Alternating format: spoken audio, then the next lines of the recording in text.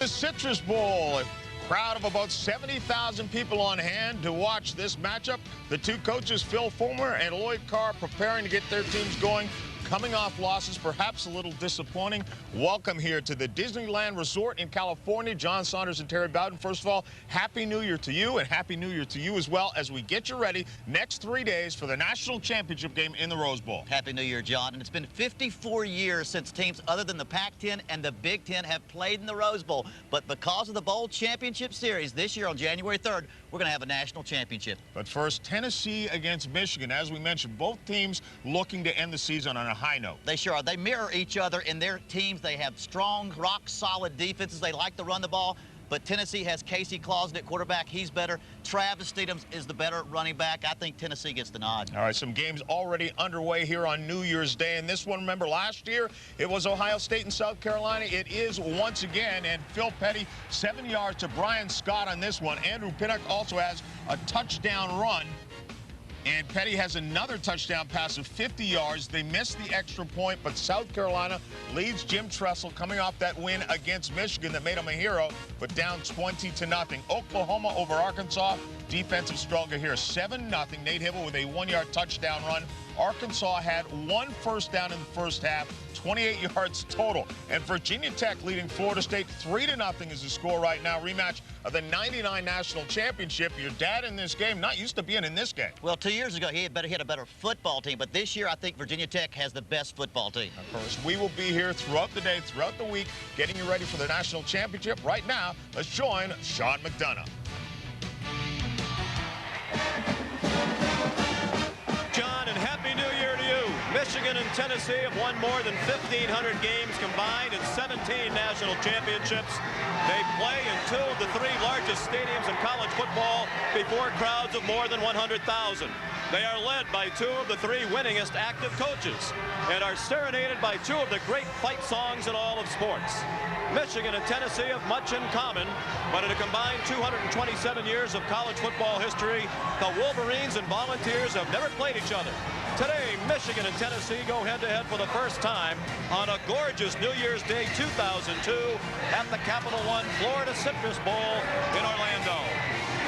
Hello, everyone, and Happy New Year. I'm Sean McDonough, along with Ed Cunningham. Delighted to have you with us. These programs have much in common over their histories, and they have much in common this season as well. And Michigan and Tennessee, each with a record-breaking performer on offense this year. For Michigan, the great wide receiver, Marquise Walker, a school record 81 receptions this year. And really burst on the scene last year, was kind of hidden behind the great David Terrell, a first-round draft pick of the Chicago Bears. He does everything for Michigan, from blocking punts. He had 2 this year, 1 against Washington, 1 against Wisconsin, to making the big play when they need it. And who can forget that catch, the greatest catch in college football all season. Not only did he break the single season record with 81 receptions, he became Michigan's all-time leading receiver past the great Anthony Carter. We should expect a lot out of him today. Michigan is 8-3, but just 2-2 over the last 4 games. They come in off a downer, the loss to Ohio State in the regular season finale that cost them a share of the Big Ten title. LSU dealt Tennessee a real downer as well in the SEC championship game, costing the Volunteers a chance to play for the national championship. But Tennessee is still 10-2, the favorite here today, and they have a record breaker of their own in Travis Steedham. Another guy who was hidden behind Jamal Lewis and Travis Henry the first 4 years of his career.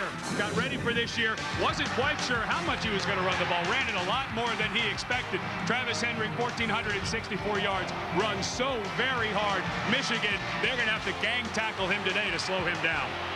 A spectacular day in Central Florida, the temperature in the mid-60s under sunny skies. Time now for our national anthem at the Capital One Florida Citrus Bowl. Of our national anthem, as performed by the U.S. Naval Aviation Choir. Oh, say can you see by the dawn's early light what such a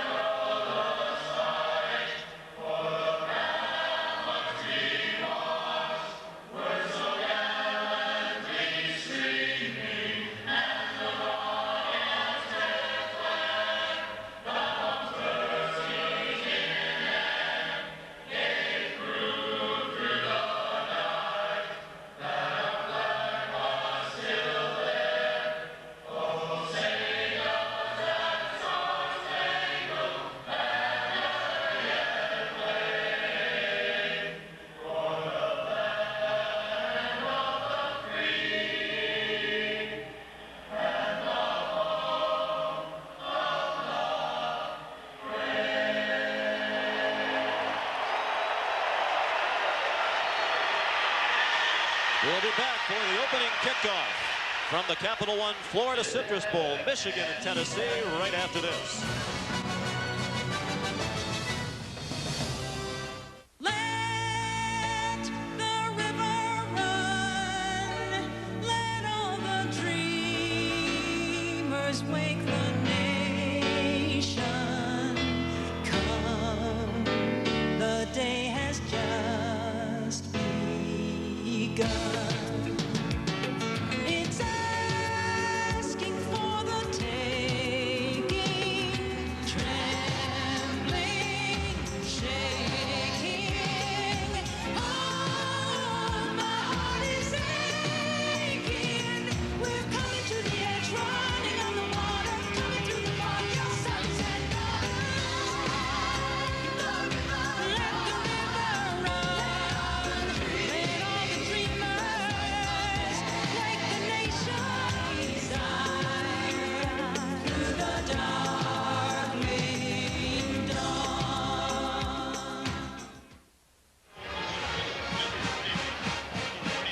Back in Orlando, let's head down to the field now and welcome in the other member of our broadcast team today, Leslie Goodell. Happy New Year, Leslie. And Happy New Year to you as well, Sean. You know, these two teams have taken two different approaches to preparing for today's game.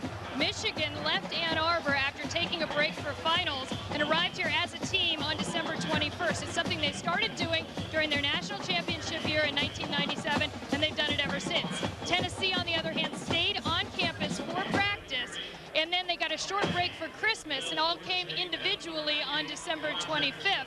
So it's yet to be seen which approach is going to work better. Another thing to consider, Michigan hasn't played a game since November 24th, so they are well rested.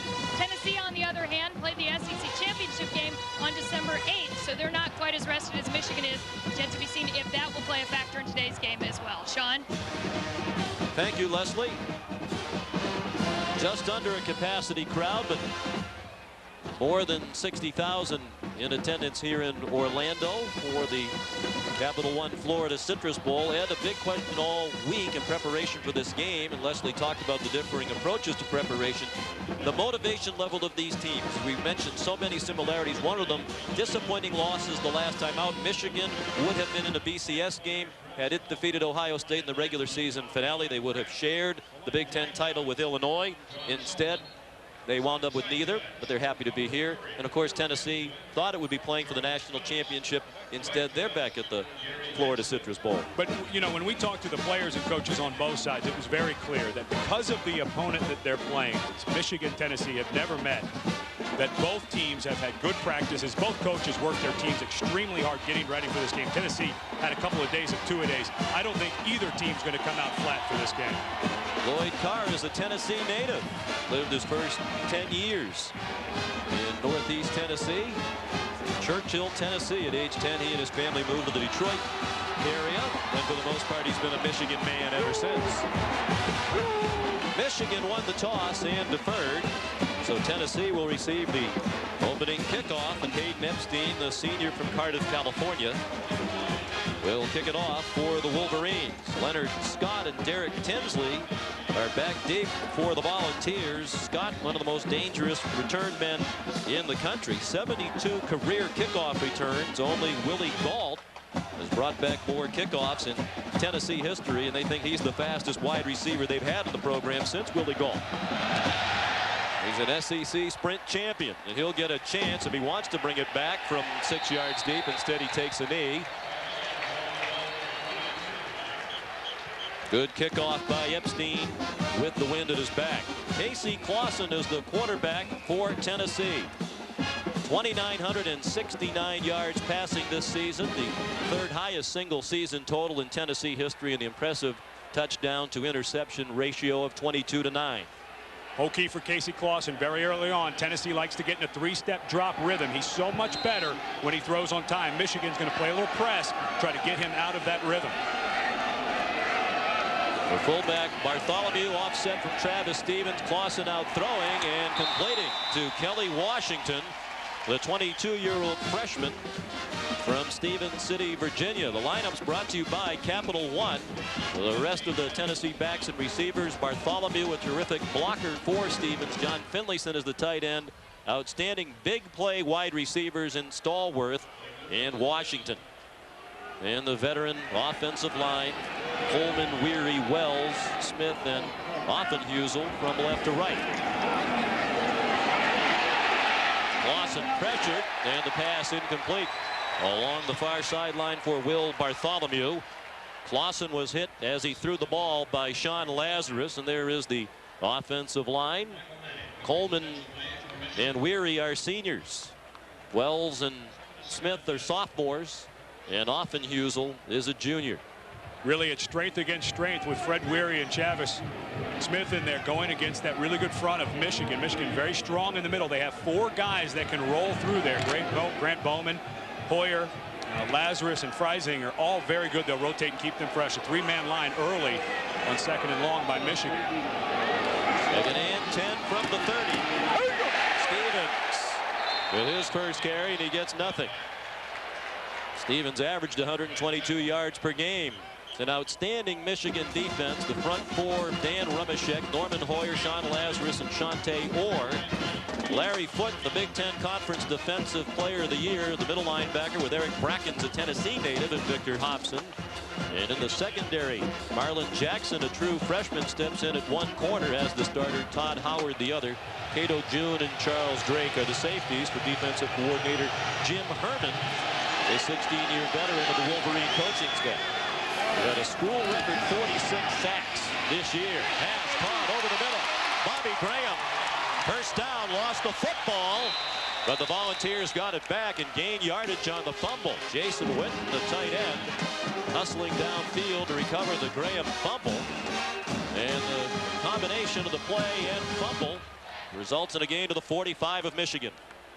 Little motion. There's Graham coming over from the weak side to the strong side. Just ran. He was single covered there by Marlon Jackson, a true freshman. Jackson does a nice job of getting in there and ripping that ball out. Graham was a little questionable coming in here. Strained his groin in Sunday's practice. Needs to lock that ball away. Jackson beat on the pass, but a heads-up play by a true freshman to get his hands in there and rip it out. Gain of 25. And they pitch it.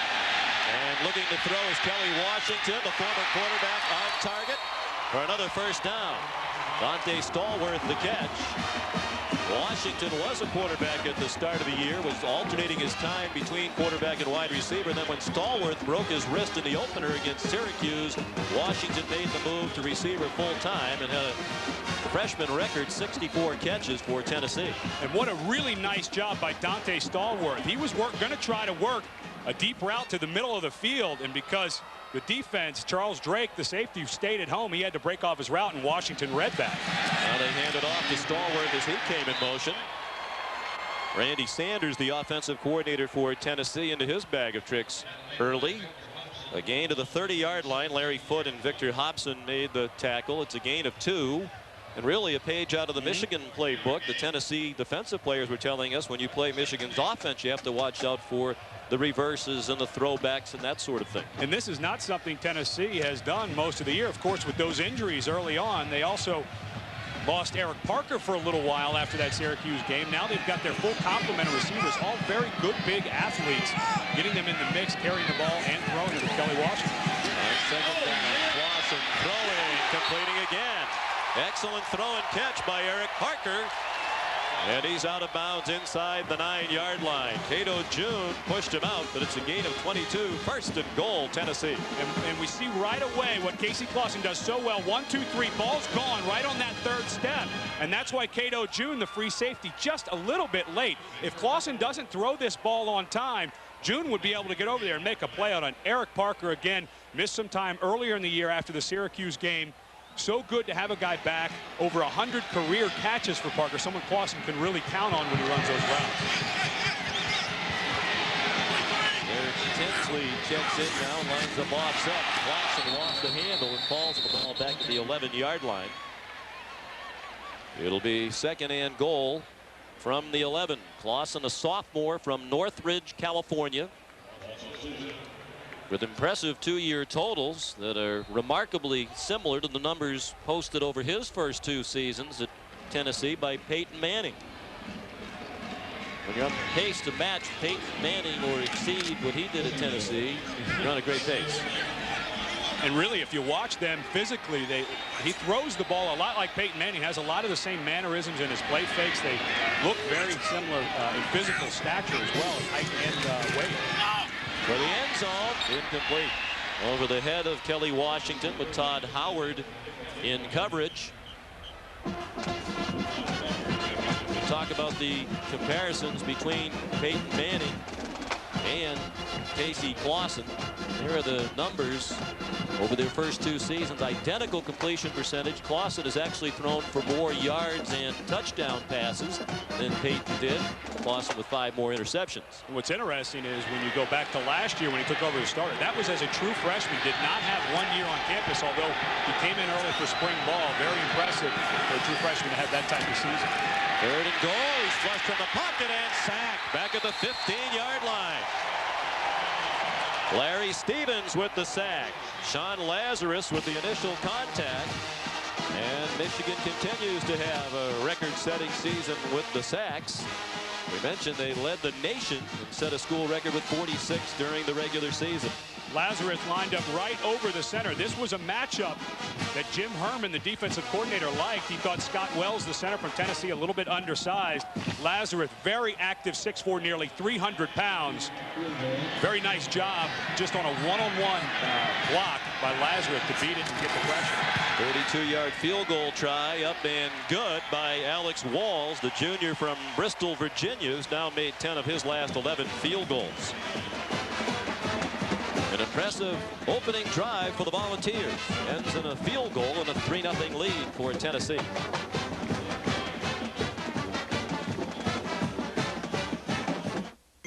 Ho, ho, ho! Oh, I hope you didn't put all those on the credit card. Yeah, why? Do you know what those interest charges are going to do to us?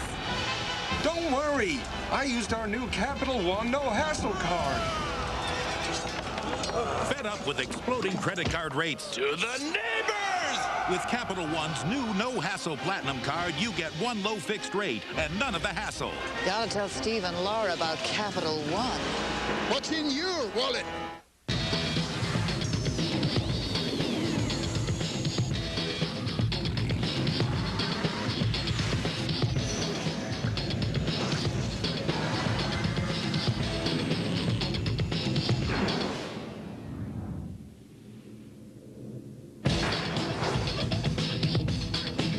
Bold, powerful, and a great way to get to work. Dodge.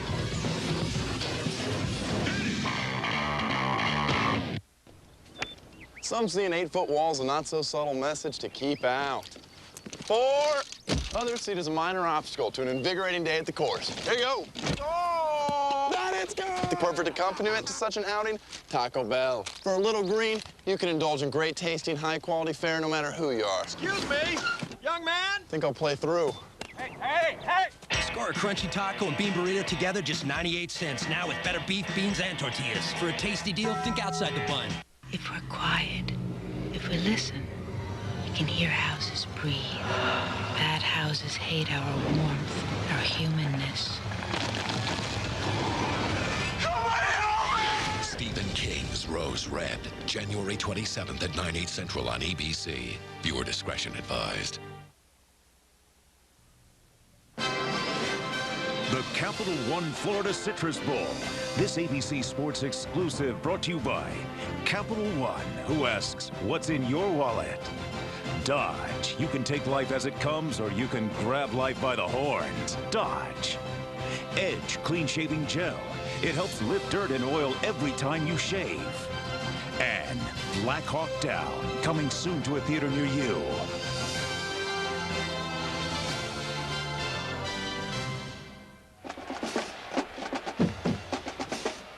In the first drive of the football game, Tennessee went 65 yards in 11 plays. Alex Walls kicked a 32-yard field goal, and now he'll kick off for Tennessee. Todd Howard and Charles Drake are back deep for the Wolverines. Standing at the goal line.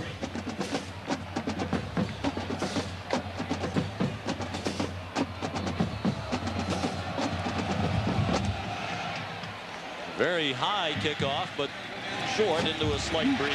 Taken at the 11-yard line by Todd Howard. Looks down as he tries to make a cut at the 20. They'll mark him down at the 21-yard line. Mark Jones made the tackle.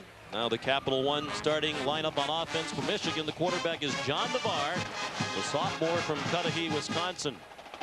He threw for 17 touchdowns and 12 interceptions, but struggled over the second half of the season.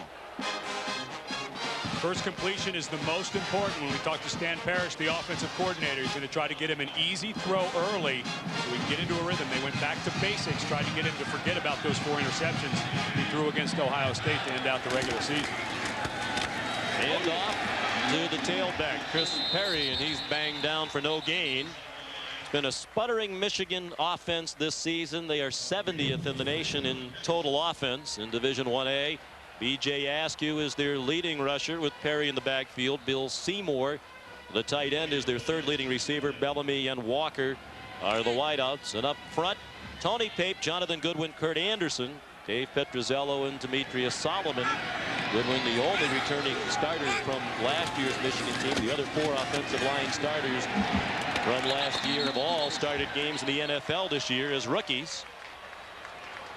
Chris Perry carries again, and again, very little running room. The gain of 2. Bernard Jackson, John Henderson, Albert Hainsworth, and Will Overstreet comprise one of the best front 4s in all of college football. The linebackers are Eddie Moore, their leading tackler, with Dominique Stevenson and Keon Whiteside.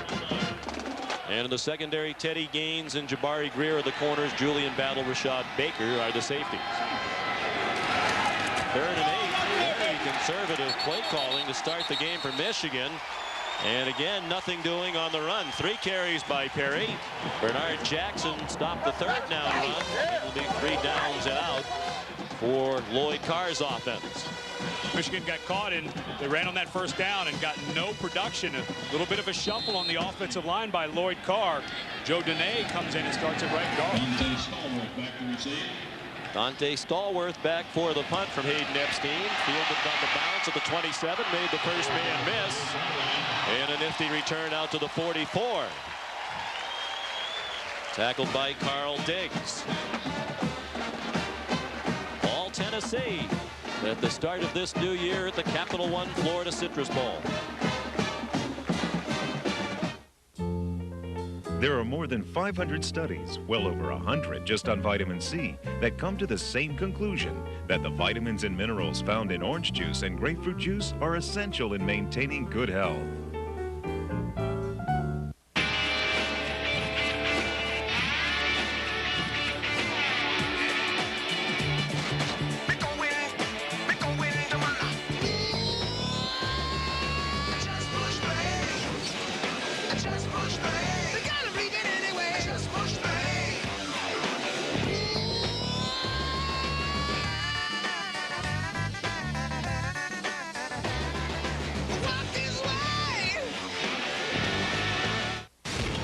Welcome to United Online.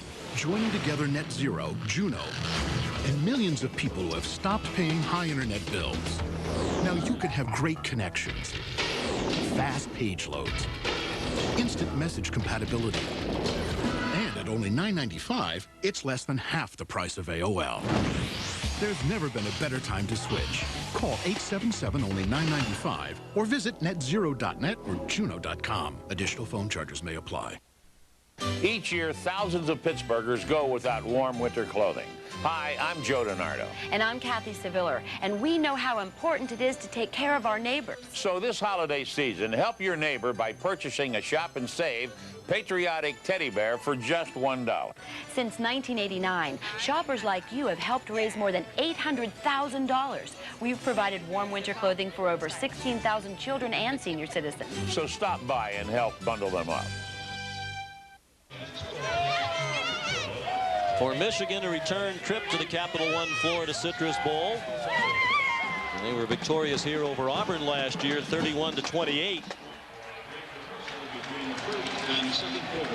This is the 11th time the defending champion has returned to the Citrus Bowl the following year. In the previous 10, the defending champion has won every game. The defending champs down 3-0, 6 minutes into this one.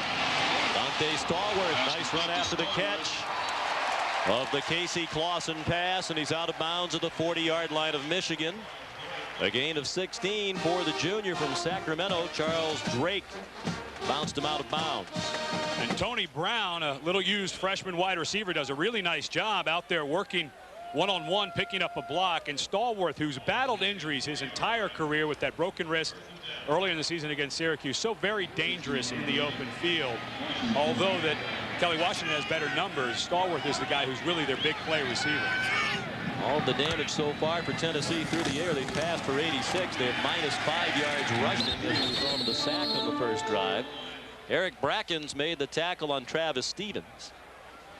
The Volunteers trying to bounce back, and Stevens is individually as well. He rushed for only 37 yards in their loss to LSU in the SEC championship game. Carried the ball only 14 times. They got away from the run a little bit in the second half of that one. And I think Stevens at 5'9", 190 pounds towards the end of the year with those 8 games at the end and then the extra game against the SEC, maybe getting a little banged up. I think the time off may have really helped mend some of those dings.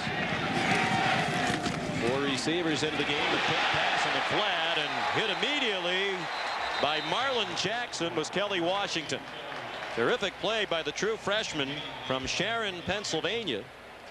The same hometown as the Wolverines defensive backfield coach, Terrell Austin. Marlon Jackson on the outside. Really fantastic job by a true freshman. Very lucky that time Kelly Washington didn't. His knee looked like it might have got hyperextended a little bit, but Marlon Jackson just a sensational job of seeing what was in front of him, able to peek inside because he knew he had deep help. Jim Herman giving some different looks right now, trying to get this Tennessee passing game out of rhythm. 3rd down and 12. Just a 4-man rush and a lot of time for Clausen as his receiver. And the ball's out, and it's ruled an incomplete pass. Dante Stallworth separated from the ball by Larry Foote. And it's ruled an incomplete pass. It's a Big East Conference officiating crew today.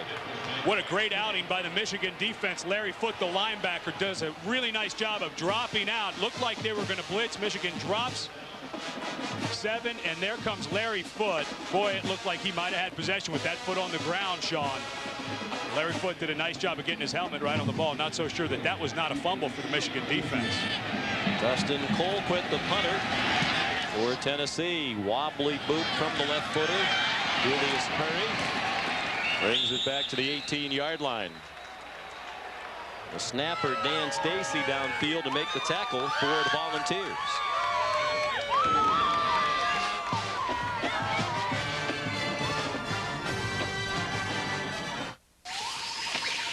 Hold on. I lost my wallet and my credit card was in it. You do have a Capital One no hassle card, don't you? Well, don't worry. There's not another human for miles.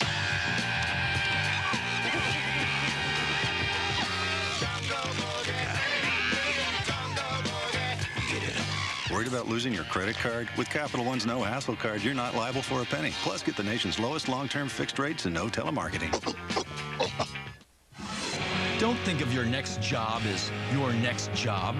Think of it as a long-term life enhancement upgrade. Make it great. Make it sing. Report to your future first thing Monday morning and bring your own coffee. The good kind. You know what? People do it every day. And you're a people, so you can do it too. See you Monday. Post your resume today on Monster.com. You the monster.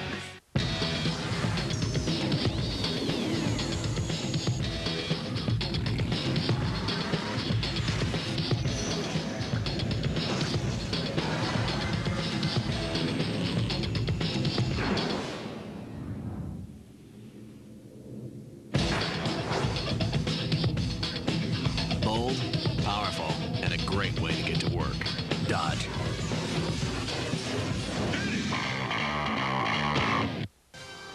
This is the Capital One Florida Citrus Bowl.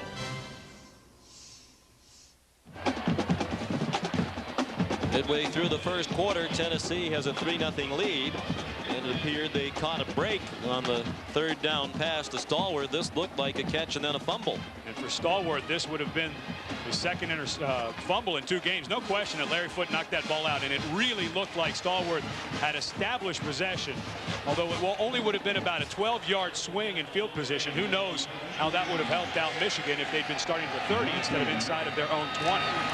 2 tight ends. The Wolverines keep it on the ground again to no avail. Chris Perry driven back by Keon Whiteside and Rashad Moore.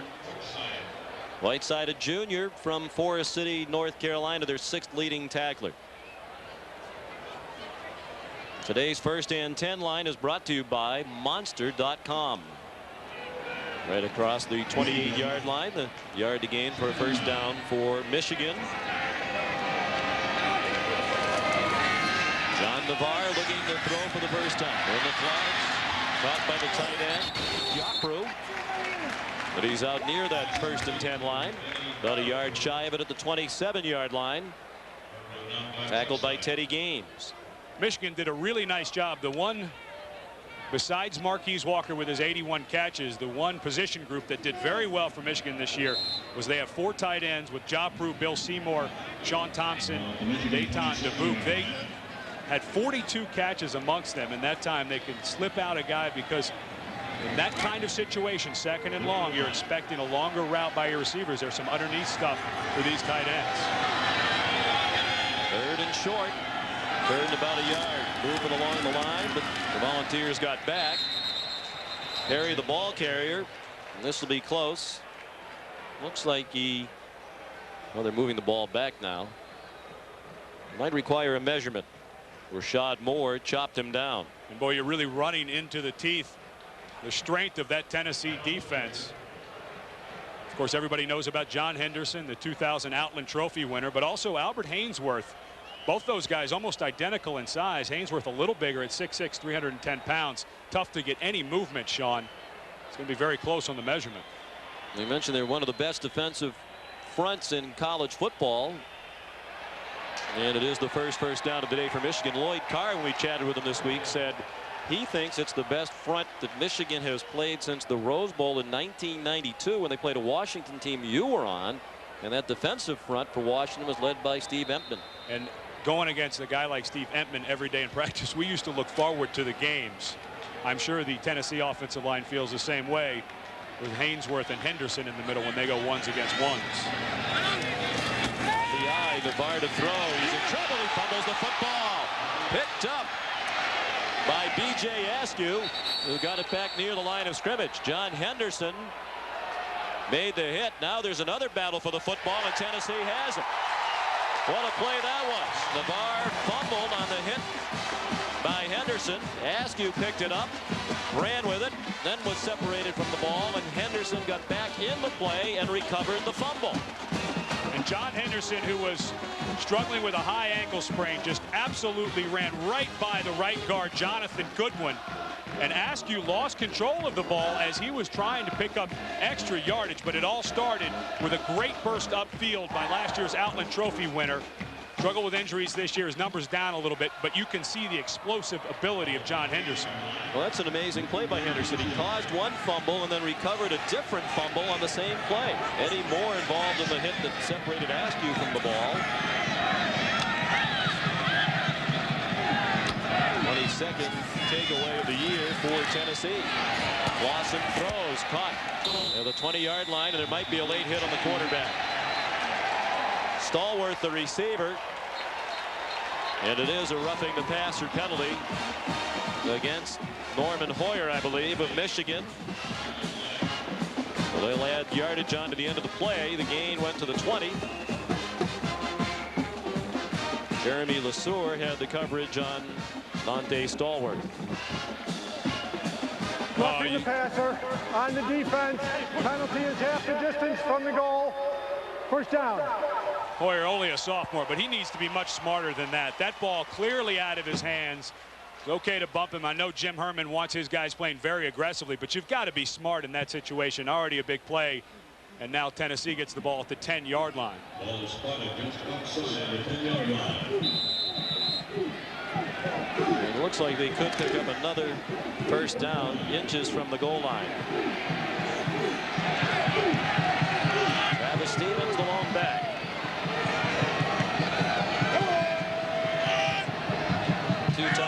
the game. Toss to Stevens. And he slides down inside the 10 at the 9-yard line, tackled by Grant Bowman.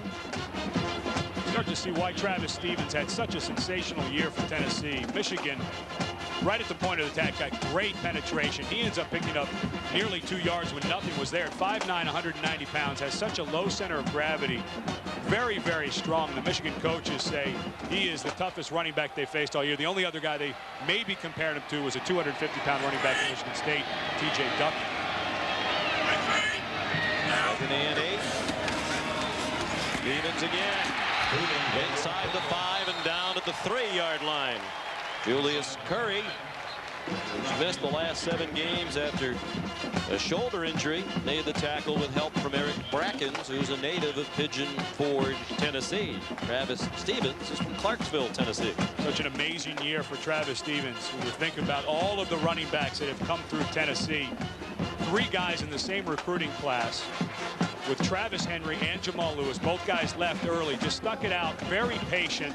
Wasn't quite sure how much he was going to get the ball. Got it more than he thought he would this year. Broke Jay Graham's single-season Tennessee rushing record. Timeout, Tennessee. Looking at 3rd down and short from the 3-yard line.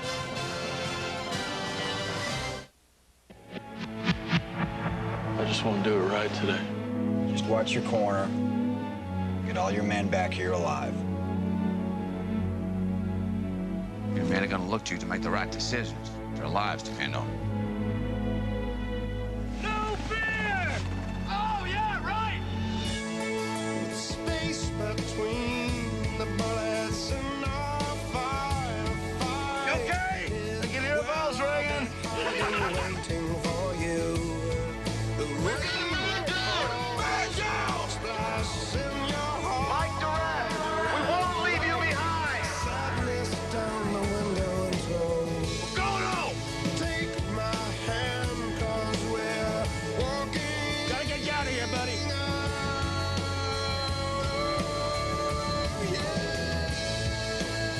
Black Hawk Down, rated R. Now playing in New York and Los Angeles, everywhere January 18th. Here's to you, Mom. The finder of lost socks. The princess of lunch packing. The person who knows whether or not fish can hear. You're my alarm clock. My back scrubber. My morning story. Here's to you, Mom, for getting us waked up, washed off, well-fed, and on our way. The best start under the sun. Florida orange juice. New Orleans rocks on New Year's Day. Big Ten champ Illinois meets SEC champ LSU. The Nokia Sugar Bowl, tonight at 8:30, 5:30 Pacific on ABC. Tennessee leads 3-0. The Volunteers looking for more. 3rd down. They could get a 1st down inches shy of the goal line. They're at the 3-yard line of Michigan. Back in the backfield, they can still run a draw, although Michigan now showing blitz. And Clausen very wisely comes up. Wouldn't be surprised if they had a draw play, now changing it to a pass. Clausen throws. Touchdown, Kelly Washington.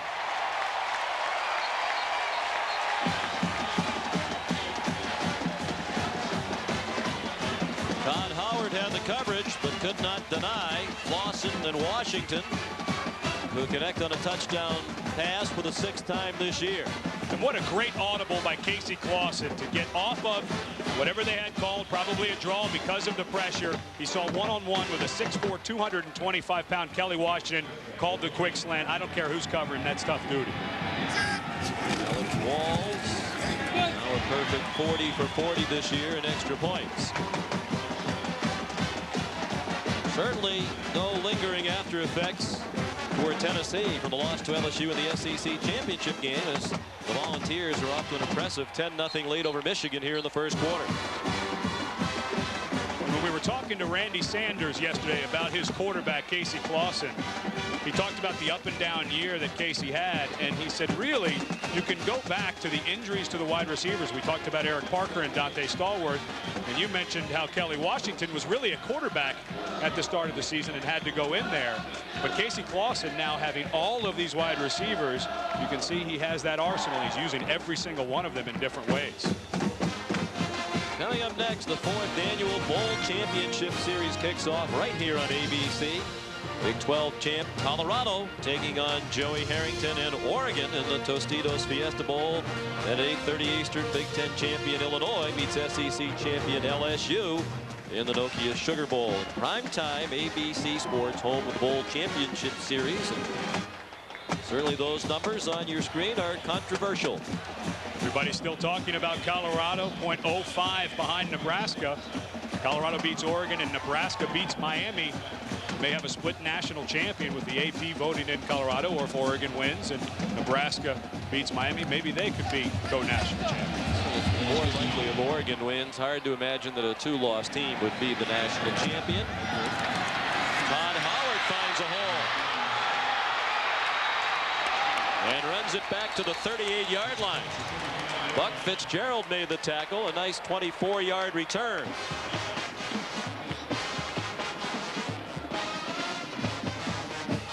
Here's Leslie Goodell.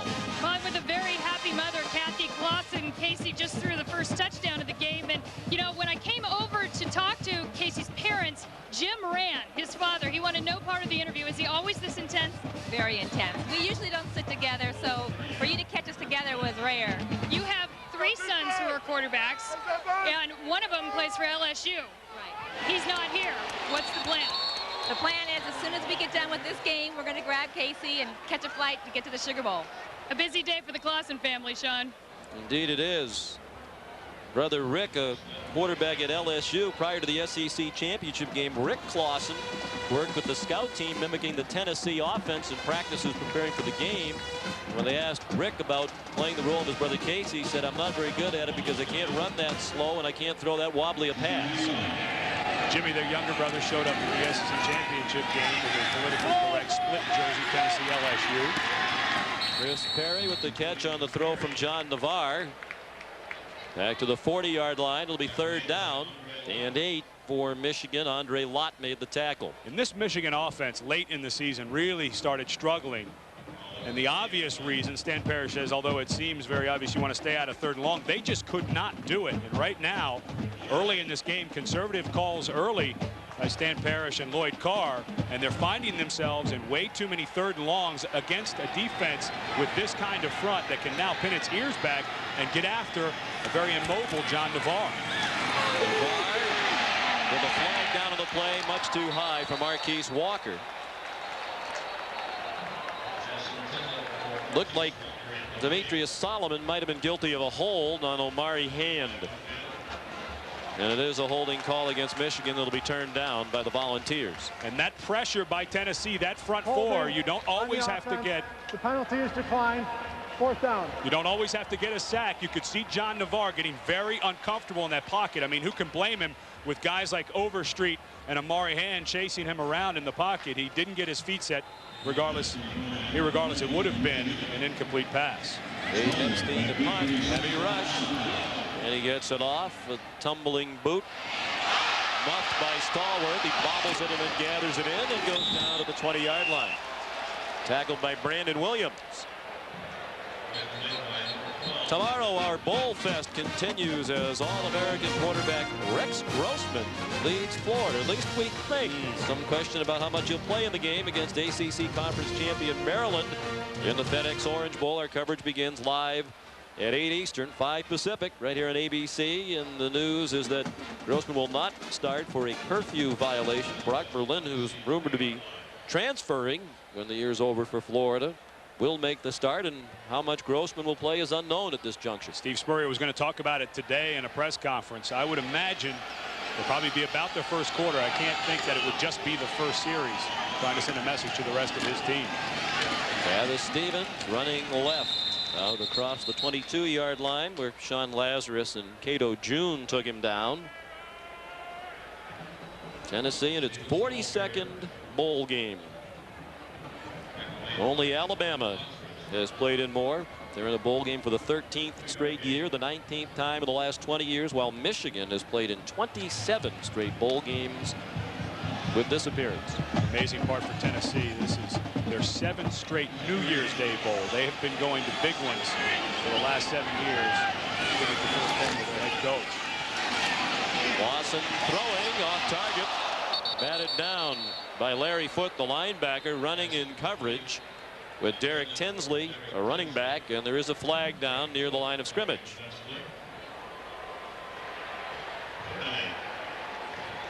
Holding the call against Tennessee. Penalty I would go ahead and accept. Back him up. 3rd and 8. I'd rather have them in 2nd and about 18. Holding on the offense. The penalty line. 3rd down. Well, with the way Casey Clausen has been throwing the ball and the receivers that he has at his disposal, 3rd and 8 is a very makeable 3rd down. A little surprised. I know some people think you shouldn't give them 2 shots, but I'd rather see 2nd 17 or 18 than 3rd and 8 with this offense, the way it's clicking right now early in the ball game. 3 wide receivers. Graham, Stallworth, and Washington. On 3rd and 8. In the flat, Stevens with some running room. 1st down.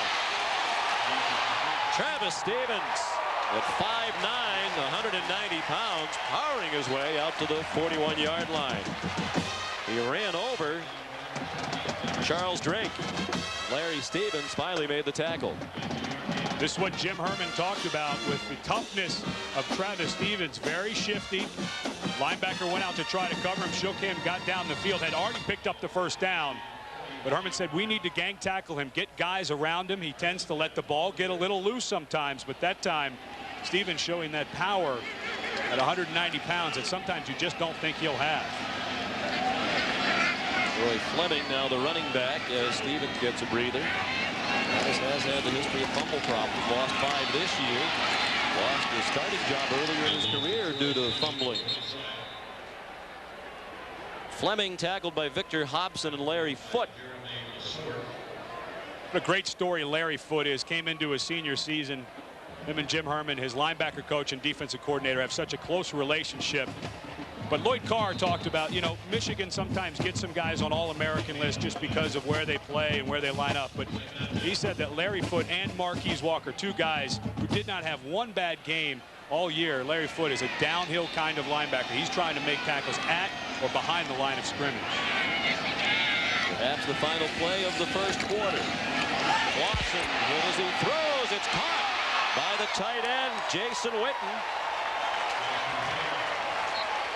1st down Tennessee after a gain of 26 to the Michigan 32-yard line. Cato June put a big pop on him and then got up prancing around a little bit, perhaps forgetting the fact that it was a gain of 26 for the offense. ABC Sports presentation of the Capital One Florida Citrus Bowl will continue after this message and a word from our ABC stations.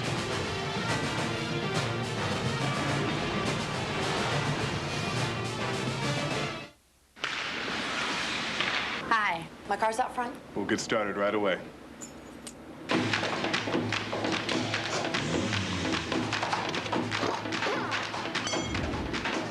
Five Star, an easier way to sell and service cars and trucks. You're all set. Great job, guys. Let's run that drill again. 5 Star, certified training so rigorous, only the best make the cut. It's better. We'll prove it, only where you see these signs.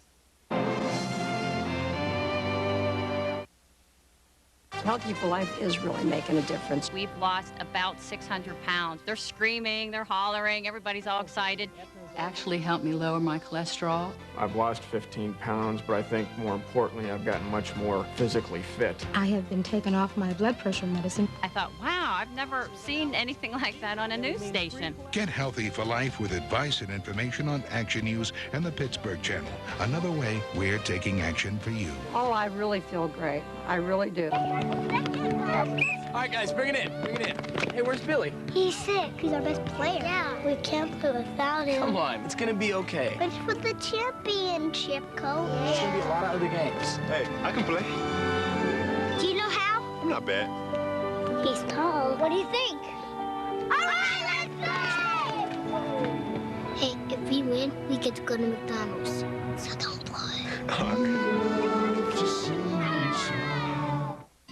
It's Nissan's Goodbye Sales Event, where you get the on the 255 horsepower Maxima and every 240 horsepower Pathfinder. Here's the goodbye. Get an extra $500 holiday bonus cash and 3.9% APR financing for 60 months on new Maximas or Pathfinders. Plus, say hello to goodbyes on every Nissan. Hurry to your local Nissan dealer before these offers say Nissan. Driven. Change is based on your feedback. Another way we're taking action for you. You're watching the Capital One Florida Citrus Bowl on ABC Sports.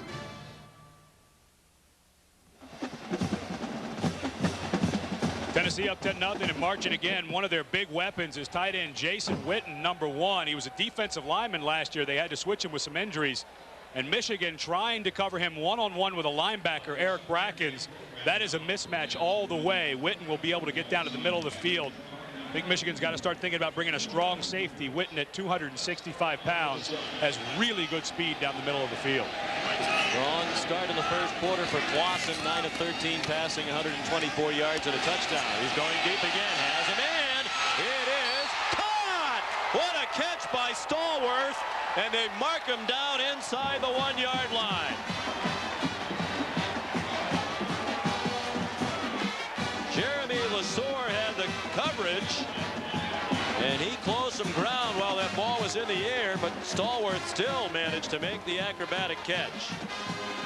Comes in, fakes a little bit of emotion. He runs a post corner, got over the top of Lesure, and Lesure is trailing. Almost got there to make that play. And what a nice job by Stallworth to get his elbow underneath the ball.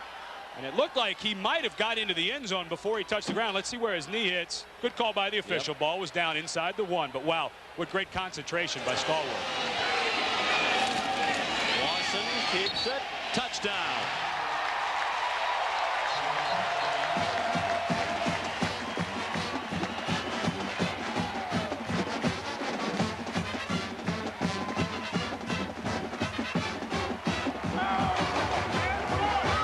Starting to see Tennessee with this many weapons and this many guys who can play. You've got to get very excited about next year.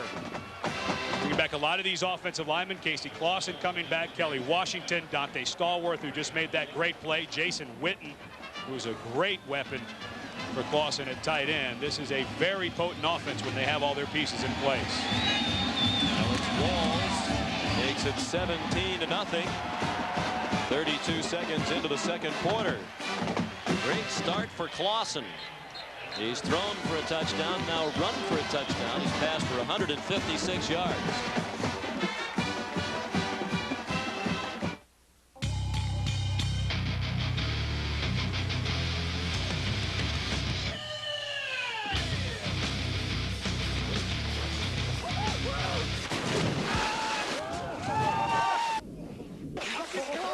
Let's go.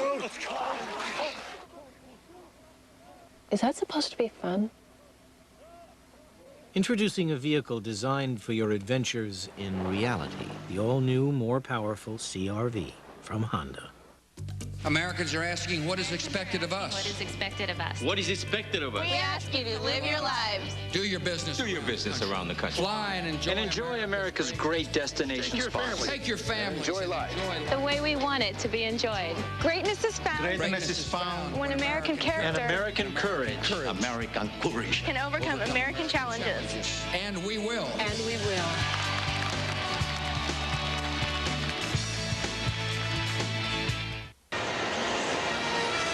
Day 15, just 900 feet from the summit. Day 15. Where's he going?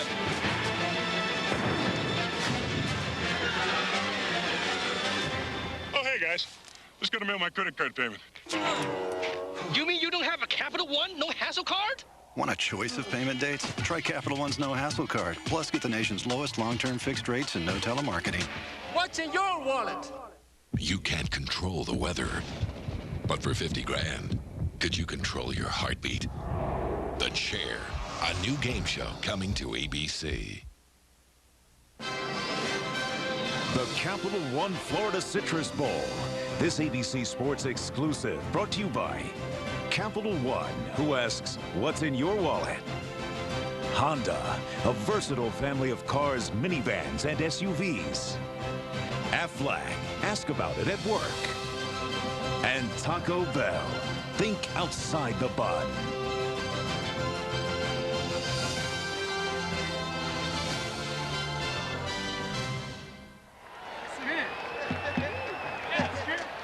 Back in Orlando, the Tennessee fans enjoying the start to this Capital One Florida Citrus Bowl.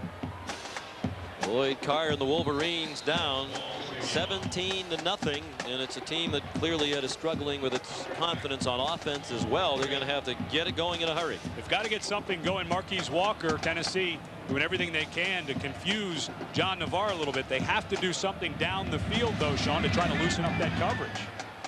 Another high kickoff by Alex Walls. Down to Tom Howard near the 5. Another good return by Howard. Out to the 29-yard line. Rashad Baker made the tackle. A 23-yard return. It's not been a great recent bowl history for Tennessee. They've lost 3 of their last 4 bowl games. Last year embarrassed in the Cotton Bowl by Kansas State 35-21. Some bickering among the players during that game. Then the questions this year about if they'd be up for this game. Casey Clausen at a players meeting before they left Knoxville said, if you're not up for the game, you don't want to make the trip, don't even pack your stuff and go. That's really what you need out of your starting quarterback, even though he's just a sophomore.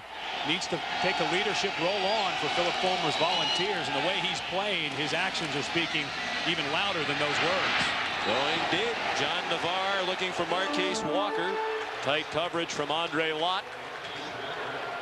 Well, they do try to stretch the field, but Lott, who was first team All-SEC as a cornerback, selected by the coaches to that honor, had very good coverage.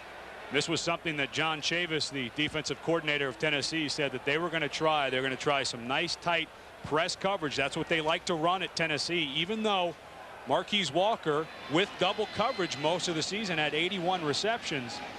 Tennessee figured that improving secondary, this secondary of Tennessee was picked on early in the year, and they improved and had a really, really good, solid game in the SEC championship. And 10. One first down so far for Michigan. Tennessee's had 10. Perry worked hard for a short gain out near the 34-yard line. Chopped down by Teddy Gaines. It'll be 3rd down and 4. Stan Parrish, the offensive coordinator, trying to stay in some kind of game plan, stick true to the game plan. I understand you want to work that run in, but on 2nd and long, I know we're early into the 2nd quarter, but the way Tennessee has been playing on offense, maybe get John Navarre into a shotgun formation, let him start seeing the whole field, spread it out so he can at least see where the help's going to be coming on Marquise Walker and look at other things on the other side away from him. Evan Dudley, a freshman, has played very little, is in at fullback. Navarre on target for a first down for the tight end Bill Seymour, the senior from Granger, Indiana.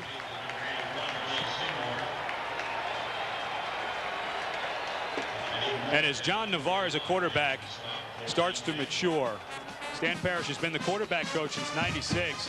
The last part of this season is something that he's going to have to overcome. 10 interceptions, as I mentioned, 4 against Ohio State. His completion percentage came way down. Wasn't quite sure what it was, just that it continued to snowball at the end of the season for him. They were 5-1 over those first 6 games. The only loss at Washington, and that really wasn't Navarre's fault. They had a couple of bad breaks go against them. He threw an interception right off the hands of one of his running backs that was run in for a touchdown by the Huskies.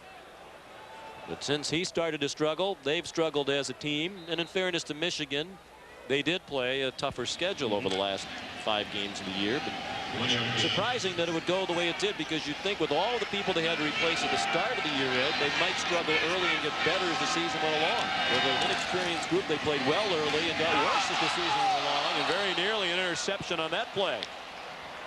Rashad Baker, the safety, had his hands on the pass intended for Bill Seymour. I think it was really a function, Sean, of what you just mentioned, that the defenses got better, that they played later in the season. This ball tried to get forced in a little bit by Navarre. Not a bad throw. Seymour, I think, got his head around late, didn't get that. But not only a function of playing better defenses, but I think the defenses that Michigan played started figuring out that Marquise Walker was really the only guy that could make a big play down the field, and they figured if we can do anything to take him out of the equation, they're going to struggle, and they did. On third down, Navarre. Will Overstreet tripped him up. The senior from Jackson, Mississippi. Jackson Prep, team high 5 sacks during the regular season. First team all-conference selection of the SEC this year. And is the career record holder at Tennessee with 49 quarterback hurries. Epstein punts for Michigan. Stallworth from the 25. Runs it back to the 34-yard line, a 9-yard return. Zach Kaufman made the tackle for Michigan, a 36-yard punt by Epstein. Tennessee with the ball in a 17-0 lead when we return to the Capital One Florida Citrus Bowl. To make sure that your orange and grapefruit juice is the product of Florida growers, all you have to do is look for the Sunshine Tree. It's your guarantee of the highest quality juice, as well as great taste and good health. Hey, if we get hurt! Whoa, good thing we got that insurance. What's that? Aflac! What'd you say? Aflac! Pays you cash if you can't work. Before that! I said I'm glad we got that insurance. Not that. Aflac. Ask about it at work.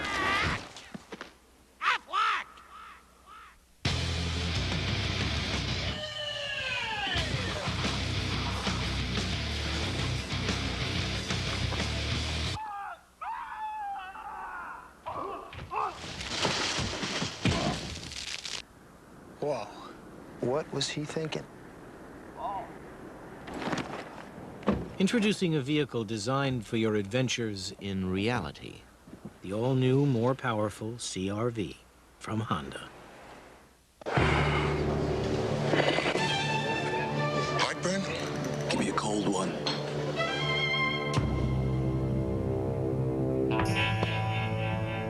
Introducing Tums Cool Relief with unique Friva crystals. It gives you an immediate cooling, soothing sensation in your mouth and throat. You can feel the chill while it knocks out heartburn fast. I could really use a cold one. New Tums Cool Relief with calcium. Feel the difference.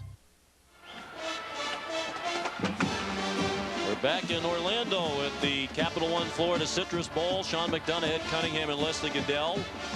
Delighted to have you with us as we ring in the new year with the first ever meeting between these two college football powers, and it's all Tennessee so far, leading 17-0 and doing it almost entirely through the air with help from receiver Kelly Washington and the accurate passing of Casey Clausen, who's 10 out of 14 in the game. 169 passing yards for Tennessee. They rushed for only 8 yards, but they haven't needed the running game. When you see that ball, you mentioned earlier that his younger brother LSU made kind of fun of how Casey throws it. He doesn't throw the tightest spiral, but he throws it on time and very accurate when he's able to set his feet. Travis Stevens back up for no gain. Victor Hobson, the linebacker, junior from Mount Laurel, New Jersey, out of St. Joseph's Prep in Pennsylvania, the same high school that produced Oakland Raiders quarterback Rich Gannon. Victor made the tackle. And Michigan's defense has been out there quite a bit so far in the first half. They need something. Jim Herman fighting as much as he can to try to get some kind of stop, maybe a turnover. Second and long, thinking about maybe bringing some pressure, try to make something happen. Surprised the Michigan offense has struggled, but perhaps a surprise to many that Tennessee has moved the ball this crisply against one of the best defenses in the nation. Short completion, Clausen to Bobby Graham. Roy Manning, a backup linebacker, redshirt freshman from Saginaw, made the tackle. That'll bring up 3rd down. And that time, Michigan's front used a stunt in the middle. Number 90, Norman Hoyer, came from the nose guard spot all the way around, and that pressure, because Michigan dropped 8, Casey Clausen, reading what coverage he had to dump that ball off, or else he would have taken a sack. A nice decision by the sophomore. Tennessee 3 for 5 on 3rd down today. Clausen zings one incomplete. A little bit out in front of Jason Witten. Larry Foote, the linebacker, in coverage. 3 downs and out for the Tennessee offense. Michigan very good at blocking punch, Sean. They had 7 this year, which tied the 1950 Wolverines for the school record. It looks like they're going to come after it. They have 10 men up. Marquise Walker is one of them. He already has 2 this season. Dustin Colquitt drops the snap. He has not had one blocked this year. He nearly ended that streak. There was a shank after the mishandled snap. Colquitt, redshirt freshman from Knoxville, the son of former Vol punter Craig Colquitt, who went on to kick in the NFL for the Steelers. Philip Fulmer said Dustin has as good a leg as any punter they've ever had, and they've had some good ones. Maybe better than any kicker they've ever had, but he's a little inconsistent. And Coach Fulmer didn't like Dustin dropping that snap. Time now for our Aflac trivia question. Charles Woodson of Michigan won the Heisman Trophy in '97. Peyton Manning was runner-up. We want to know who finished 3rd that year in the Heisman Trophy balloting. A 6-yard punt has Michigan in excellent field position, and the pass is almost intercepted. Looking for Ronald Bellamy. Rashad Baker came flying across and almost picked it off.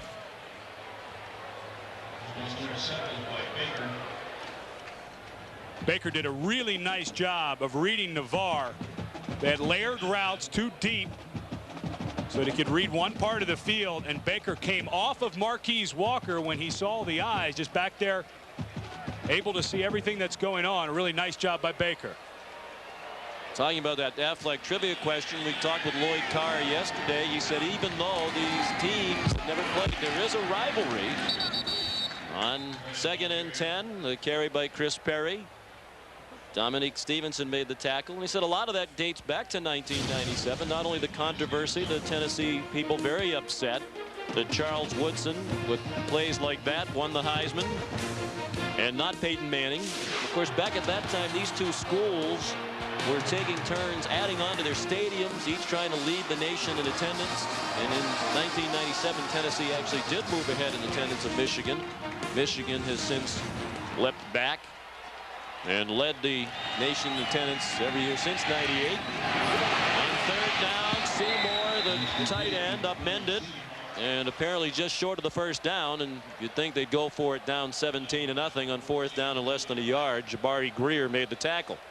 And there's one of them 4 tight ends getting involved.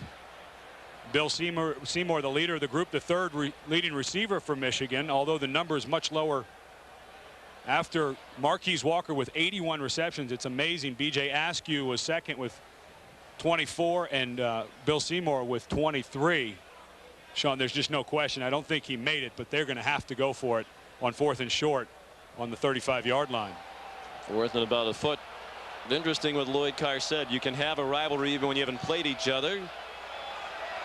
They've been talking about scheduling each other for years, but Philip Fulmer says, hey, our non-conference schedule is already tough enough. We've played UCLA and Notre Dame and Syracuse. He said, if anything, we need to start doing what our friends to the south do. And that was a little swipe at Florida and their non-conference schedule. He said, in this era of the BCS, you need to play a strength of schedule, but you don't need to play the iron every week. Well, and Tennessee picks up a home-and-home with Miami starting next year. I don't know that you're going to be able to talk Philip Fulmer into playing the boys from Ann Arbor too soon. 4th and 1 from the 35. 2 tight ends out of the eye. It's the tailback running for the 1st down. Chris Perry, the sophomore from Advanced North Carolina. He's done the bulk of the ball carrying today. Was their second leading rusher for the regular season behind B.J. Askew. And their top returning rusher from last year as he ran for 417 yards as a true freshman behind Anthony Thomas, now in the NFL with the Bears. Right now, Tennessee doing a very nice job confusing Michigan on what kind of coverage they're going to use on Marquise Walker, not able to get him ball. And right now they changed again and backed off of Walker. Here's Perry with a nice gain. Close to another first down. Eddie Moore made the tackle. Perry played in prep school at Fort Union Military Academy, the same school that produced Eddie George among many other talented players. Looks like that Tennessee's going to be in press man, but watch as they start to back out. That's Marquise Walker on the right there. And the safety over on that side, Rashad Baker, started backing out to give deep help, so that the early read by John Navarro was press man coverage, and right before the snap, they bail out and they go bracket cover one. About a foot short again.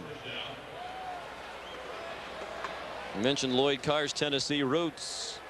Lived in Tennessee the first 10 years of his life. Still has relatives in Tennessee. Said he had a call from his cousin just before they were leaving Ann Arbor, Dr. Carla Kite, who left a message. Lloyd, we're so proud of you. We're so excited. You're going to play the Vols. Everybody's looking forward to the game. Go Vols. She hung up. Even bloodlines don't help you in this new rivalry. Benny Joppru, the reception on second and a foot. And a gain down to the 17-yard line and a first down for Michigan.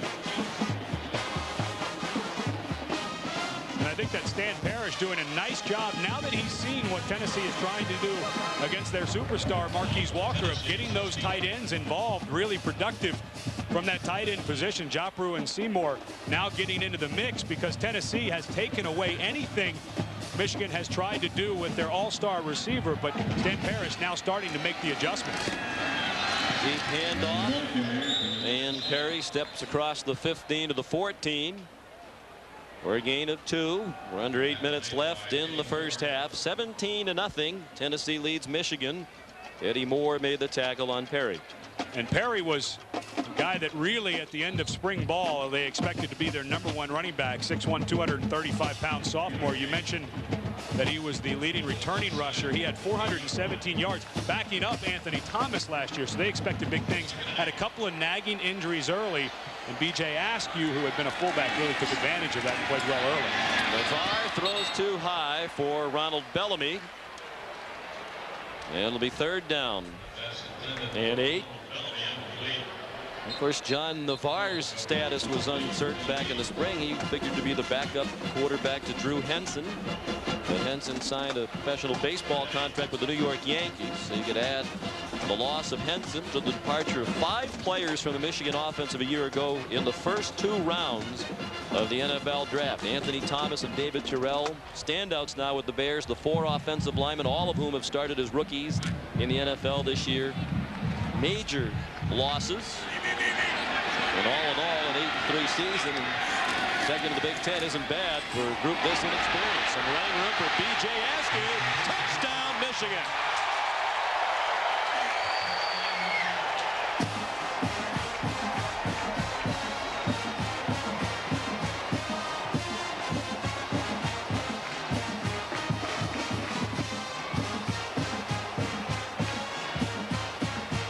Little play fake to B.J. Askew, and then it looked like he was going to go block. The outside linebacker slipped underneath of him. They had a tight end out there that blocked for him. Really nice call by Stan Parrish. He's changed up, I think, a little bit in his game plan coming in. Wanted to get Marquise Walker involved. Have had to start to use different weapons in this Michigan offense. Certainly needed that score, and Epstein adds the extra point. So the Wolverines capitalize on the 6-yard punt and march down the field with their most impressive drive of the day by far. 9 plays on the drive for Michigan, culminating in the touchdown pass. Navarre to Askew at 17-7 Volunteers.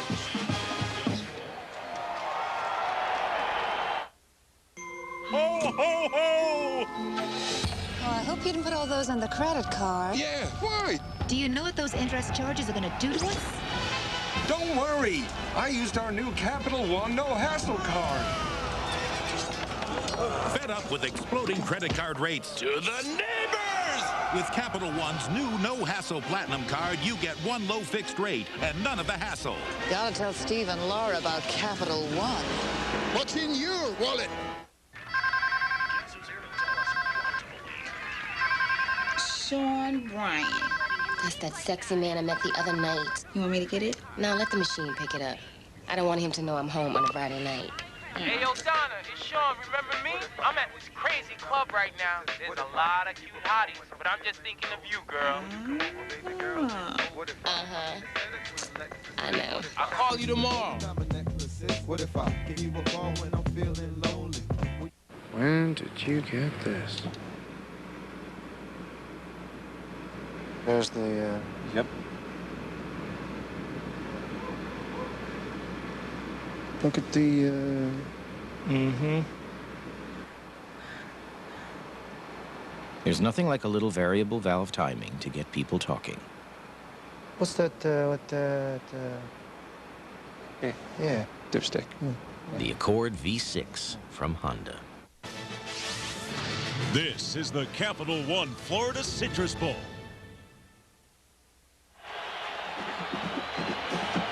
First ever meeting between Tennessee and Michigan, and perhaps the first football game for that young fan at the Capital One Florida Citrus Bowl.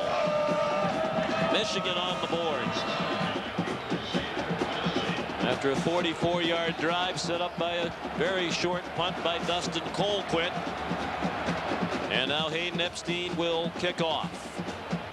Michigan desperately needed that kind of drive, mix and matching with their tight ends and running backs to get something going against Tennessee's defense. Leonard Scott from the 8. And he goes down. They'll mark him down to the 24-yard line. Let's check in now with John Saunders. All right, Sean, thanks a lot. South Carolina had grabbed a 28-0 lead over Ohio State, but Steve Balisari rolls to his left, goes 9 yards to Darnell Sanders. That ties the game at 28 apiece. And then, after the kickoff, an Ohio State kickoff, we'll keep you up to date. So a terrific comeback by one Big Ten team, and now another Big Ten team on the comeback trail. Michigan, its cause helped by the sack by Grant Bowman. He took down Casey Clausen back at the 16-yard line. A loss of 8 on the play, the 4th sack of the year by Bowman, a sophomore from Blacklick, Ohio. Bowman finally 100% healthy, had some leg problems. Once again, it's a 3-man stunt.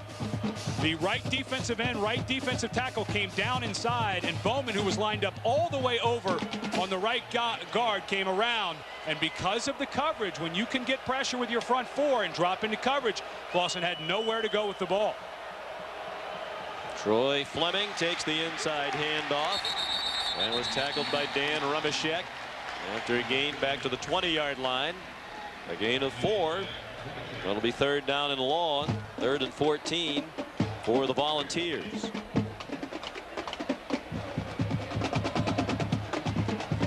From high above, our aerial coverage is courtesy of Goodyear, who would like to remind you to take all of life's journeys on the wings of Goodyear. Bob Rosedale, our cameraman, aboard the Goodyear blimp today. A beautiful day to be up there. We're calling for mostly cloudy skies and a chance of rain today. They missed on that one. Here's Stallworth on the fly. First down. Out to midfield and out of bounds near the 40-yard line of Michigan. Chased out by safeties Charles Drake and Cato June. A 42-yard gain on 3rd down and 14. A momentum killer for Michigan.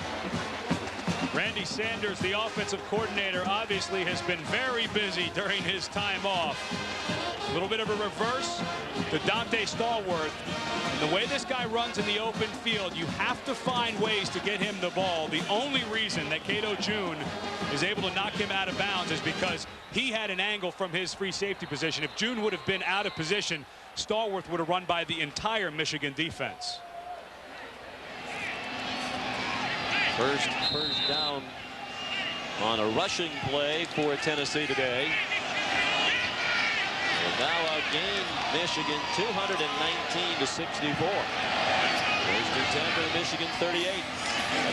17-7 ball. Clausen in traffic, dumps it off short to Tony Brown, the redshirt freshman, who did not have the reception the entire season. That's his first career catch for the redshirt freshman from Lauderdale Lakes, Florida, out of St. Thomas Aquinas High School, where he broke Michael Irvin's single-season school reception record with 55 catches. What a nice job by Casey Clausen. They had a weak side blitz, one more than they could block. The little jump throw over the top to complete it to Tony Brown. Second and 4. Clausen gesturing to the wide receivers. And zipping one for Washington. Did he catch it? Yes, he did. Marlon Jackson, the freshman, had coverage on fellow freshman Washington. That's a bit deceptive because Kelly Washington, 22 years old. He played 4 years of minor league baseball in the Florida Marlins organization before walking on at Tennessee. Pretty good walk-on. Yeah, and he did definitely get his arm underneath there. Pretty good coverage by Marlon Jackson, but you can see the build. Wow, what a nice grab by Kelly Washington. Real thick through his forearm, such strong hands after 4 years in minor league baseball. He was a 10th-round draft choice in the Marlins back in '97, but hit 213 combined in 4 years in the minors. Then he sent it back to the gridiron. Travis Stevens knocked down by Larry Foote. Randy Sanders told us when we chatted with him yesterday about Kelly Washington, first day of spring practice, they had already seen Washington in the weight room and in that sort of environment. And when they saw him on the football field, everybody was smiling, Randy said, because they knew right away, watching Washington, they had a special player. Sometimes that weight room strength and all that agility test does not convert onto the football field. It's like a sigh of relief for the Tennessee coaches that maybe even better than they thought he would be. Another good throw by Clausen. Down to the goal line. Dante Stallworth just short again. He was inches from a touchdown on an acrobatic catch earlier. And he can't believe he didn't get the call on that one either. I don't either, Sean. It looked from up here that he stretched out right at the very end. Nice throw and catch in traffic. No, another good call by the officials right there at the very end. Carl Diggs came in and hit the ball as Stallworth tried to stretch out. First and goal, 5 catches for Stallworth for 79 yards. Of course, the big run a moment ago. Movement before the snap. This situation earlier, Clausen took it in on the keeper for a touchdown. Looked like Michigan got into the neutral zone and then made contact with the center, Scott Wells. And how do you go half the distance to the goal when it's probably about 7 inches from the goal line? Prior to the snap, offsides, defense, penalty is half the distance to the goal, remains first down. You're gonna have to bring out a ruler to figure out what 3.5 inches is to move that ball forward.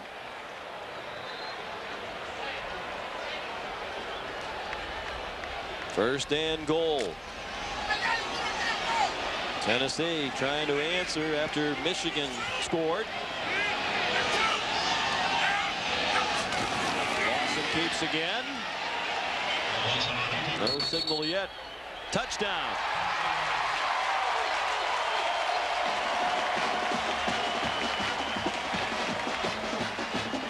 Dante Stallworth, the combined 10 inches or so from 2 touchdowns. Instead, they both belong to Casey Clausen on keepers. And it's 23-7. But it was that momentum-breaking reverse run by Dante Stallworth. It looked like Michigan's defense was going to come up with another stop after Michigan had cut it to 17-7, but that was the play that really got them started on this drive. Alex Walls adds the extra point. Tennessee is ranked 8th in the nation at the moment. Philip Fulmer says with a good performance here, we could move into the top 5, and they're looking like a top 5 team today.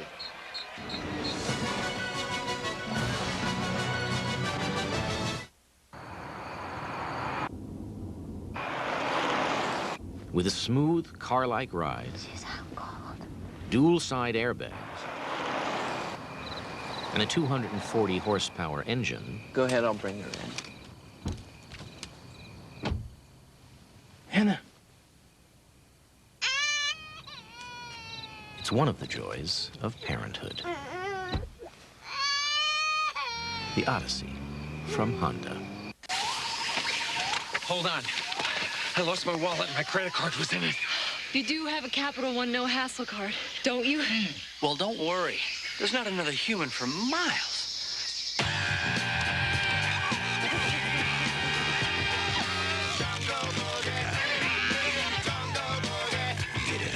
Worried about losing your credit card? With Capital One's no hassle card, you're not liable for a penny. Plus, get the nation's lowest long-term fixed rates and no telemarketing.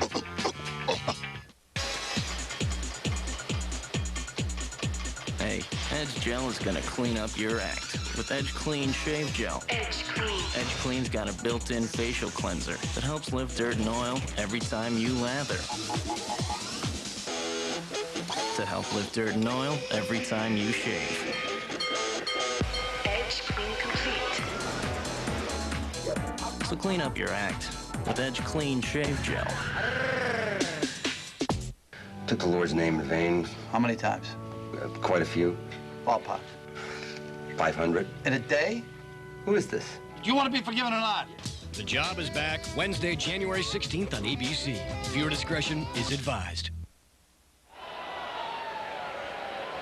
2:50 remaining until halftime here at the Capital One Florida Citrus Bowl. Tennessee leads Michigan 24-7. The big cheer just went up from the Tennessee fans again during the TV timeout. They announced the final score of the Outback Bowl. South Carolina beat Ohio State 31-28. And of course the SEC fans here from Tennessee cheering that victory over the Big Ten squad. And Tennessee's trying to make it 2 for 2 for the SEC against the Big Ten today. We were talking about at the beginning of the show, Sean, who was going to get over that loss at the end of the season faster. It looks like Tennessee is more physical today. They're holding their blocks longer. Not that Michigan's not giving the effort, but it looks like a little bit of a mismatch early physically for the Volunteers. Alex Walls with another kickoff down to the 5 to Todd Howard. Senior from Bolingbrook, Illinois, knocked down at the 16-yard line by Mark Jones. 2:41 remaining until halftime. Casey Clausen of the Vols lead by 17.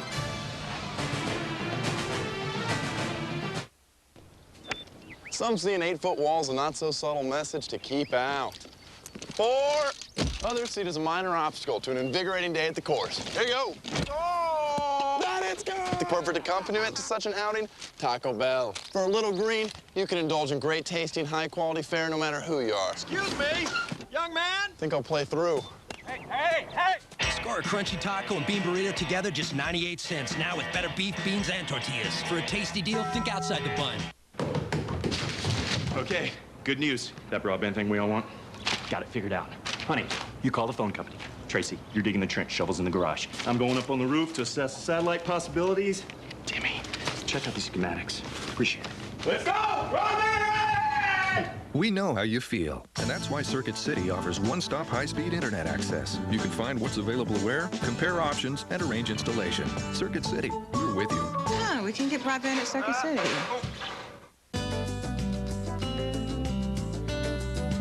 You like simple better than complicated.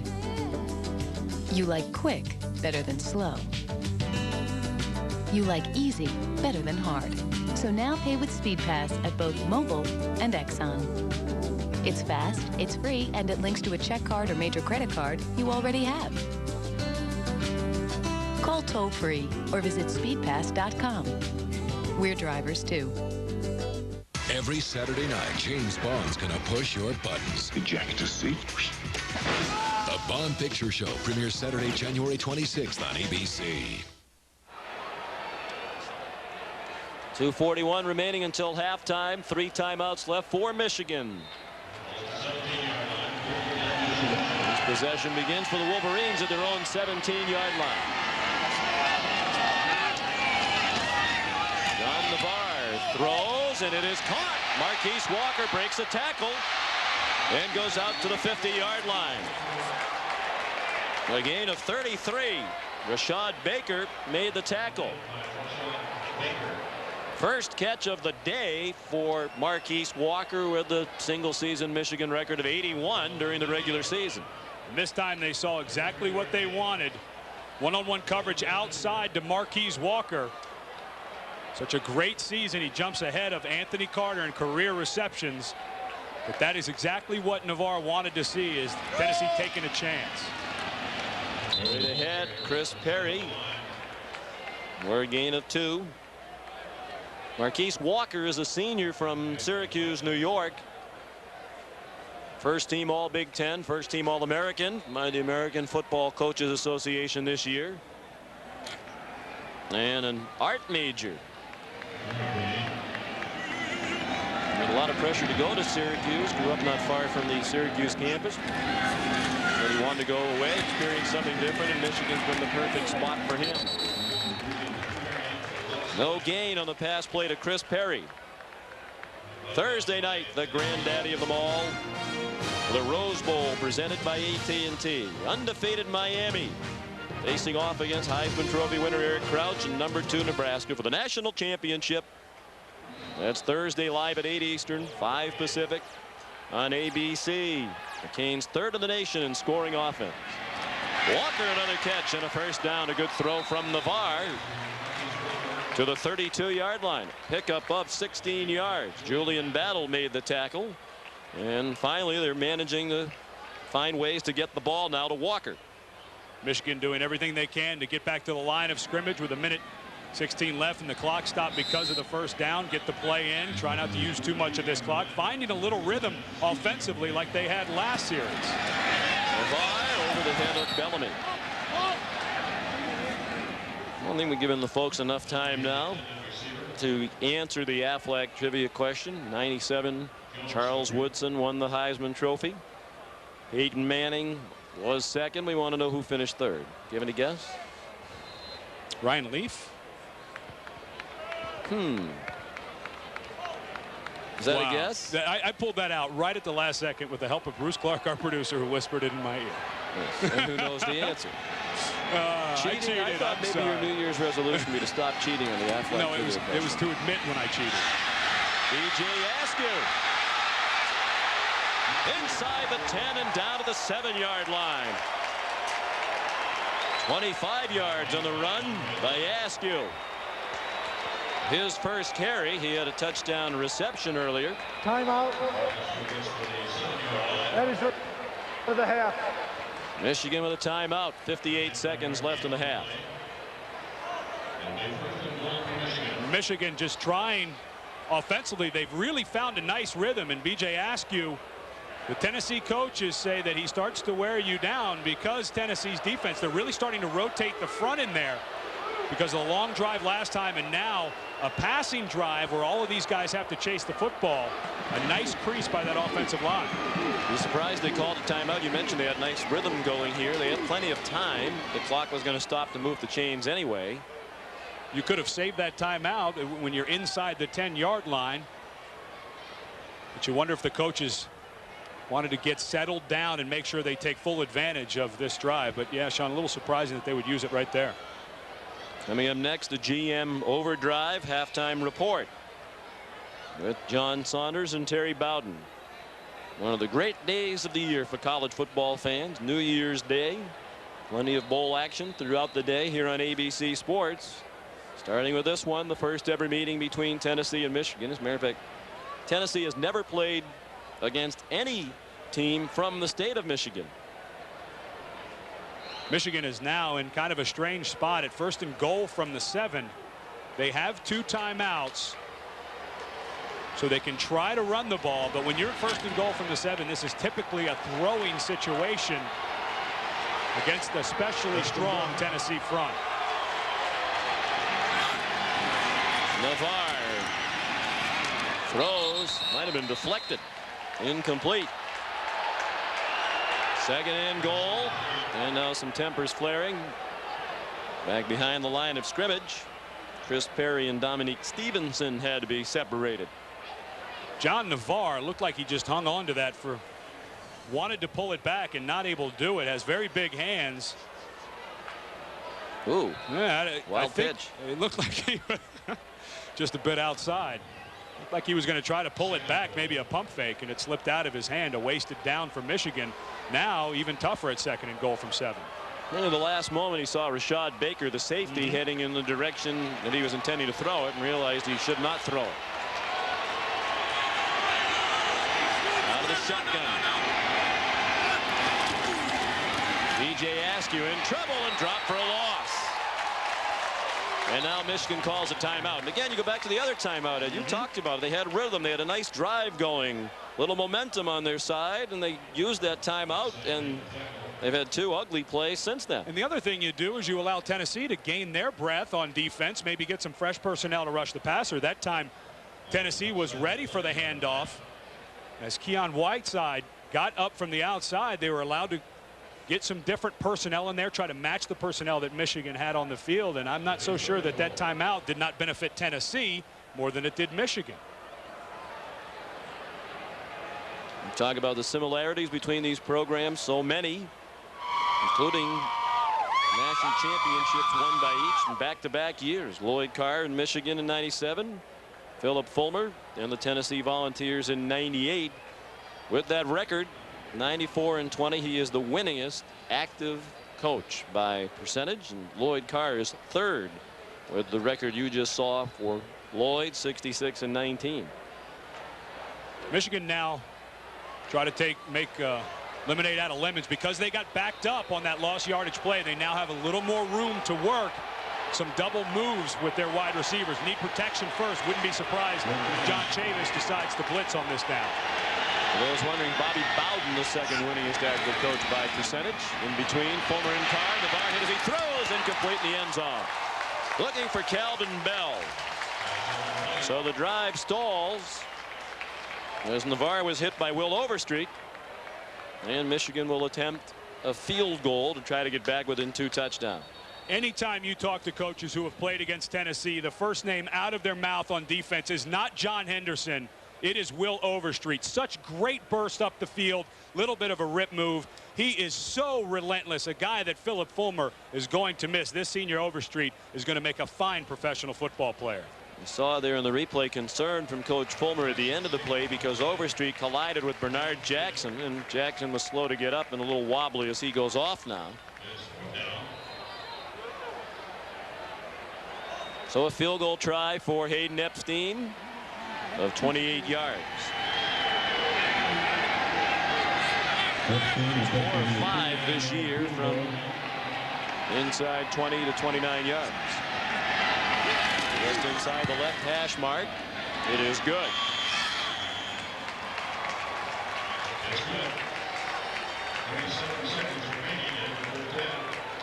Hayden Epstein. A terrific career at Michigan coming to an end for the senior from Cardiff, California. Doubles as the punter.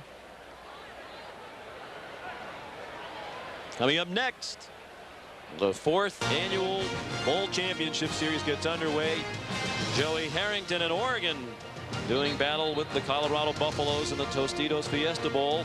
Then at 8:30, Illinois, the champions of the Big Ten at 10-1. The only loss to Michigan. They'll meet LSU in the Nokia Sugar Bowl in prime time here on ABC Sports, exclusive home of the Bowl Championship Series. The Colorado-Oregon game, the one that a lot of people want to see because of the chance of the split national championship. But Sean, we saw Colorado middle of the year. They got so much better at the end of the year. I think their power running game, I just don't see Oregon being able to slow it down. I think it'll be a high shootout game, but that running game that they displayed at the end of the year, especially against Texas and Nebraska in that blowout, was just astounding. Hayden Epstein to kick off to Leonard Scott.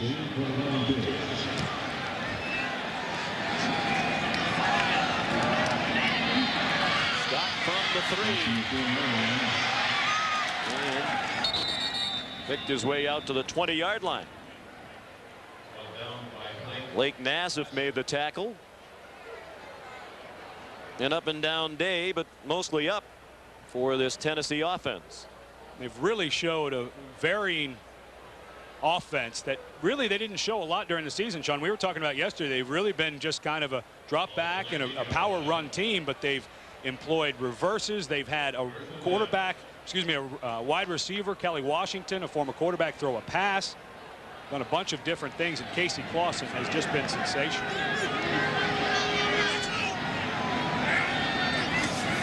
31 seconds left in the half. They built this big lead without much from Travis Stevens, the leading rusher in the SEC. 7 games of 100 yards plus this season. Very quiet, the late flag thrown. Out of the half. Michigan calls a timeout. I don't understand this either, unless they're anticipating a turnover, because they don't have enough timeouts left to get the ball back in this half. Well, they sort out the penalty flag. Unsportsmanlike conduct on the offense. Unsportsmanlike conduct on the defense. The penalties will offset. Well, they have sorted it out already, and we check in with John Saunders. Sean, we told you Ohio State came back from down 28-0. Then Steve Balisari threw an interception, sets up Daniel Weaver, 42-yard field goal to win the game as time expires. So South Carolina blows a 28-0 lead, but still hangs on to get the victory for Lou Holtz. Sean, back to you. Thank you, John. Some question as to how much Steve Balisari would play in that game. Been involved in the key turnover late. And set up the winning field goal for the Gamecocks. Leading Ohio State the Outback Bowl for the 2nd straight year. Inside handoff to Travis Stevens. Of course, there are a lot of South Carolina fans here in Orlando, Ed, because they thought the Gamecocks would be playing here in the Florida Citrus Bowl. But when Tennessee lost to LSU, that knocked all the SEC teams down 1 game. And it knocked South Carolina out of this game, brought Tennessee here. Moved South Carolina over to Tampa. So a lot of the fans for the Gamecocks still came to Orlando, kept their hotel rooms, and just drove over to Tampa to see the game. And they were standing on street corners trying to get rid of those tickets and putting them up on eBay, doing anything they can to get rid of them. Halftime. Here's Leslie with Lloyd Carr. Well, a bit of a surprise that Tennessee was able to put up 24 points against your defense. What were the problems in the first half? Well, the first problem was that we turned the football over to give them the first touchdown, but we've given up a couple of big plays. I think our drive there at the end of the 2nd quarter got us back into this game. We've just got to play a great half of football. What do you have to do in the 2nd half? Is it a matter of getting that rhythm and keeping it? Well, our defense has to get us off the field, and then we've got to make some plays offensively. Thanks, Coach. John? Leslie, thank you. Halftime at the Capital One Florida Citrus Bowl. Tennessee leads Michigan 24-10. Time now for the GM Overdrive halftime report. John Saunders and Terry Bowden. Happy New Year, gentlemen. And a very happy New Year right back at you, Sean, here at the Disneyland Resort in California. Again, Michigan, if they had some offense against Ohio State, would be playing in a BCS game right now. And again, their offense doesn't match up with Tennessee. No, and Tennessee has too many offensive weapons. Casey Clausen, their quarterback, having an excellent game. He's got 2 wide receivers, Dante Stallworth and Kelly Washington. Michigan cannot double cover either receiver. All right, 24-10 is the lead. The 2nd half still to come. But up next, the GM Overdrive halftime report from here in California.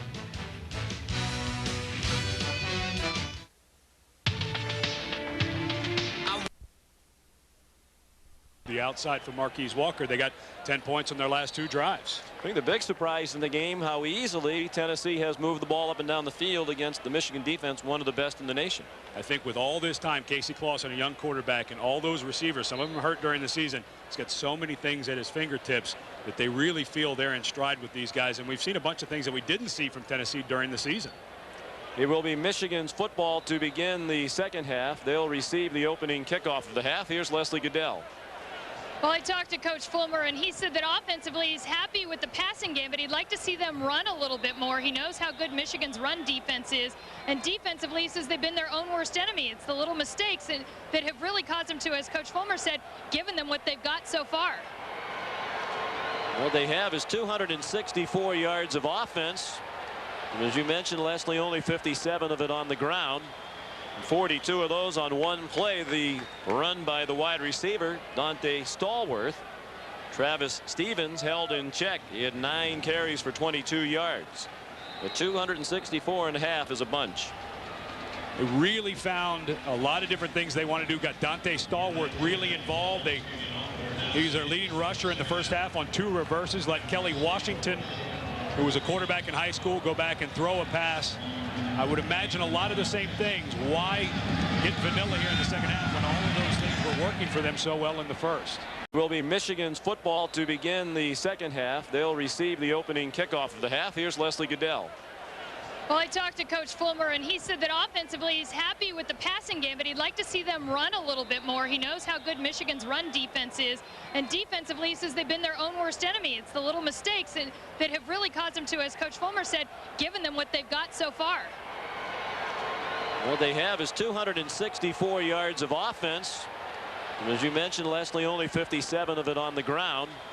42 of those on one play. The run by the wide receiver, Dante Stallworth. Travis Stevens held in check. He had 9 carries for 22 yards. The 264.5 is a bunch. They really found a lot of different things they want to do. Got Dante Stallworth really involved. He's their leading rusher in the first half on 2 reverses. Let Kelly Washington, who was a quarterback in high school, go back and throw a pass. I would imagine a lot of the same things. Why get vanilla here in the second half when all of those things were working for them so well in the first? Alex Walls kicks off to Todd Howard. Has some room. Flag thrown. And Howard down to the 21-yard line. Tripped up by Leonard Scott. It was a relatively penalty-free first half. There are only 2 penalties, both against Michigan, and this one's a holding call against Michigan. An injured volunteer on the kickoff coverage, Stephen Marsh, still down on the field and being tended to. Holding during the return. Penalty is half the distance from the spot of the foul. First down. Big penalty there because now Lloyd Carr and his offense have to be a little more conservative. But we talked about a second ago how Michigan started getting things going. 10 points, 106 yards in those last 2 drives. Stalled out a little bit, Sean. We were questioning whether they should have taken that timeout as they got down to 1st and goal from the 7, had to settle for that field goal. But they had a nice rhythm, but now a little backed up because of the penalty. Michigan had just 140 yards of offense in the first half.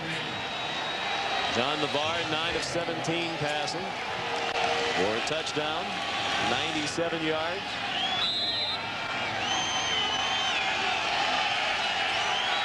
And threw for 97, and the Wolverines rushed for 43. First man through, B.J. Askew. First down all the way to the 25-yard line.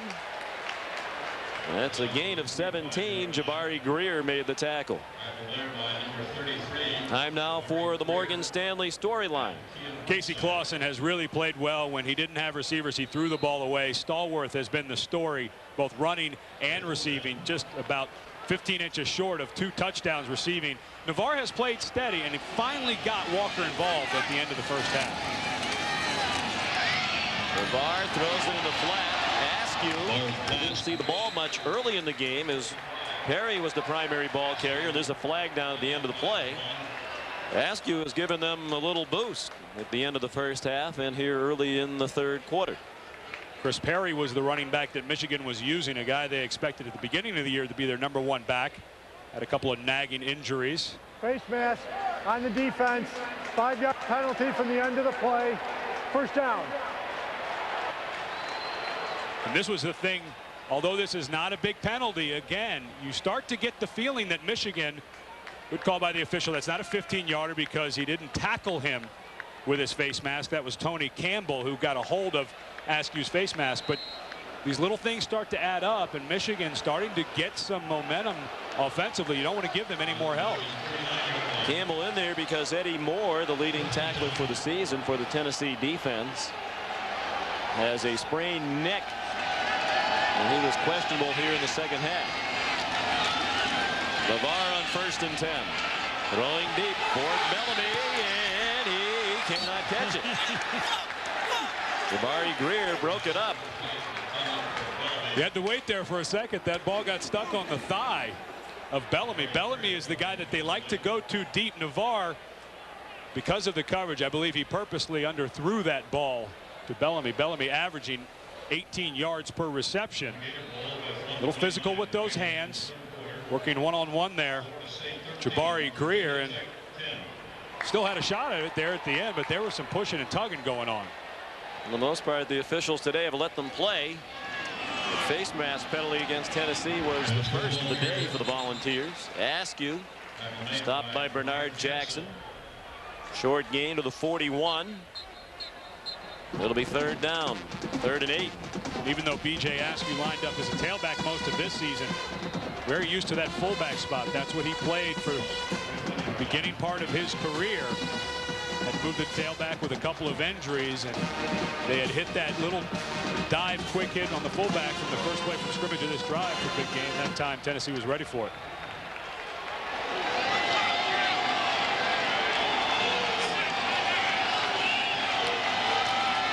Two tight ends in the game. Deep drop by Navarre. A lot of time. Throws it out. First down. Bill Seymour, one of those two tight ends. A 10-yard gain. He had at least 2 receptions in each of the first 7 games this season. And was held without a catch in 2 of the last 4. They've gone back to him 3 times today. Both of the tight ends on a little crossing route, and Seymour just stayed with it, got over the sideline. Navarre, really nice job in his progression. Really, those tight ends were just a decoy in the middle. He was looking more downfield. Tennessee had dropped out. Good read. On 1st and 10, no gain on the run for Chris Perry. Omari Hand, the backup defensive end junior from Tallahassee, Florida, made the tackle. And it feels like Stan Parrish, the offensive coordinator from Michigan, has found his rhythm in calling plays. Although, Sean, it feels like he's getting a little stuck in that first down run mode. And now in a lost yardage play, now it's going to be throw on 2nd and 3rd, unless you get a big play here. On the gun, the quick throw to Marquise Walker, but nothing doing. Back to the line of scrimmage, and that's all. Play well defended. Tony Campbell in for Eddie Moore, made the tackle. He's another player who prepped at Fort Union Military Academy.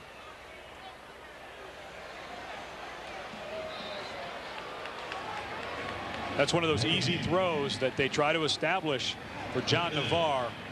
Little slip screen to Marquise Walker, but Tennessee was in press coverage that time. John Chavis changing things up because this Michigan offense has found a little bit of rhythm, and he's trying to give Navarre as many different looks as he can. Play clock at 3, 2, 1 as they snap it to Navarre out of the gun. Over the middle, nice catch by a backup tight end, Benny Jopru, but he couldn't get away and get near the first down marker. Taken down to the 43-yard line. Tony Campbell, another tackle. A lot of what they're doing, Michigan offensively, is challenging Tennessee now to bring some of their defense in. They've been widening some guys out, especially to Marquise Walker's side. And now Michigan's doing things with that tight end, fullback, and tailback. Michigan now starting to walk some guys in to play those guys, not only for the run that Michigan's trying to establish, but also that inside passing game.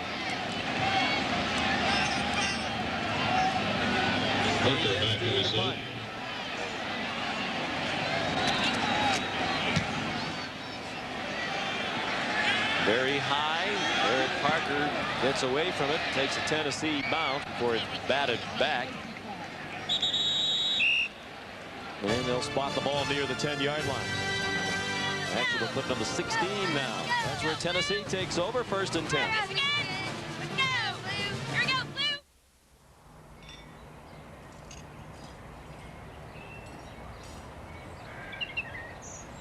You can slow down investing. You can stop investing entirely. But you can't stop daughters from falling in love.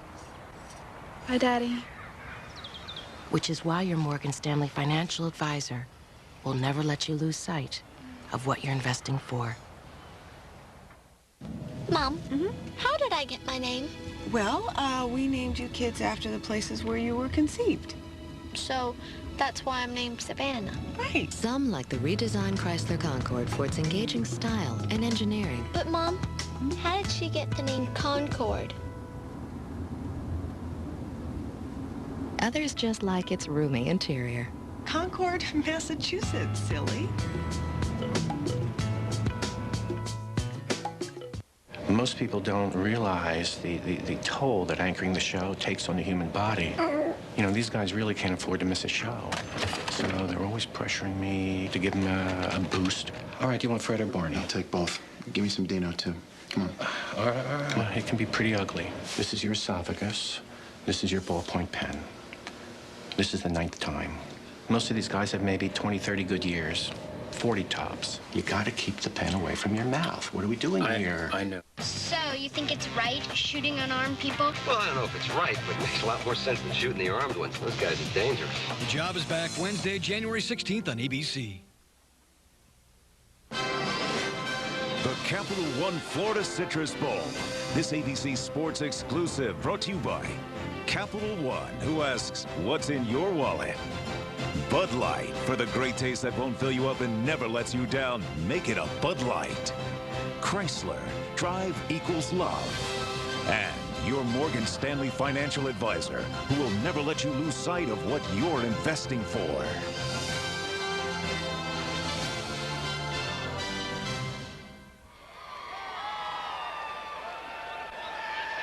Back in Orlando, Tennessee, with its first possession of the second half. Leading 24-10. Casey Clausen, 14 of 19 for 194 yards. He's passed for a touchdown and run for 2. Travis Stevens, another very short gain. And Rumashek chopped him down. It's been a quiet day for Stevens. He did have a 19-yard play on that reception. But they've had big plays from the wide receivers all day. 4 catches for Kelly Washington, 5 for Dante Stallworth, who twice got them down within inches of the goal line. A 42-yard run was a key play on 3rd down and 14. When Michigan had momentum after its first score. Lawson on the design rollout. Complete. Out to the 37-yard line, the tight end John Finlayson. With his 5th catch of the year. Ordinarily when they throw to the tight end, they throw to Jason Witten. The 2 of them combined for 32 catches this season. And that's the most in one season by Tennessee tight ends. Over the past 4 seasons combined, UT tight ends had a total of 17 catches. 7 all of last year. Gleason was the second read on that one. Witten was the first. He was covered well by Michigan. Good read by Clausen. Another good throw to another tight end. This one's Witten. Look at him run at 6'5", 265. Touchdown. 64 yards.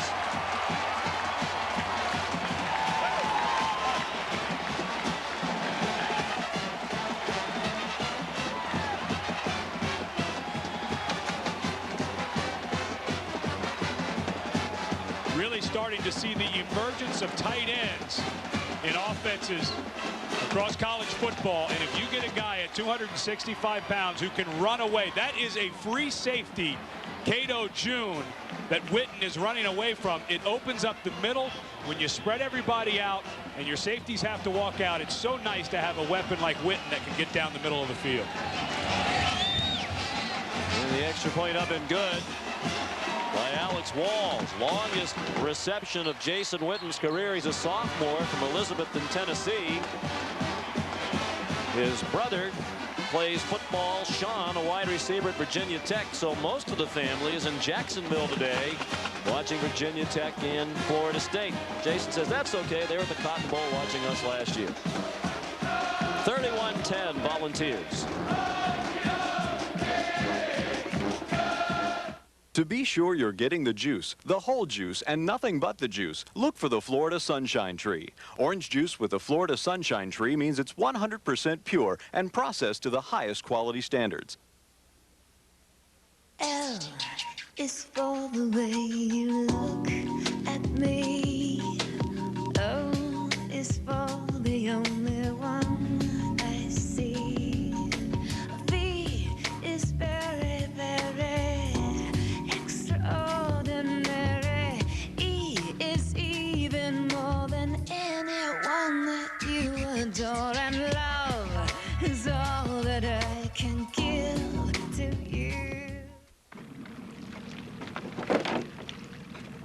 Is your dandruff sending the wrong signals? Go! No. Get Selsun Power. Doctors recommend Selsun Blue. Man, that dude's awesome. Get Selsun Power. You can slow down investing. You can stop investing entirely. There was one man who had a funny hat. But you can't stop curious toddlers from one day becoming college freshmen. And there was a small man that someone put him in a bird cage. Which is why your Morgan Stanley financial advisor will never let you lose sight of what you're investing for. And 2 hours of hard riding, and I was hurting. So I took control with Advil. Not Tylenol, not Aleve. Nothing's proven stronger or last longer than Advil. You have the strength to get rid of pain. Take control. Take Advil. Big day for Casey Clausen and the Tennessee offense. 31 points on the board against this Michigan defense that came into the bowl game ranked one of the top defenses in the nation. 12th in the nation in total defense. Go all the way back to the SEC championship game. Clausen putting together a second really good ball game. Alex Walls with his kickoff down to the goal line to Todd Howard. And he is sent flying by Tad Golden at the 17-yard line. The aerial view is courtesy of Goodyear. Overhead, the Goodyear blimp stars and stripes, continuing a tradition of appearances at major events that began in 1925 with the blimp Pilgrim.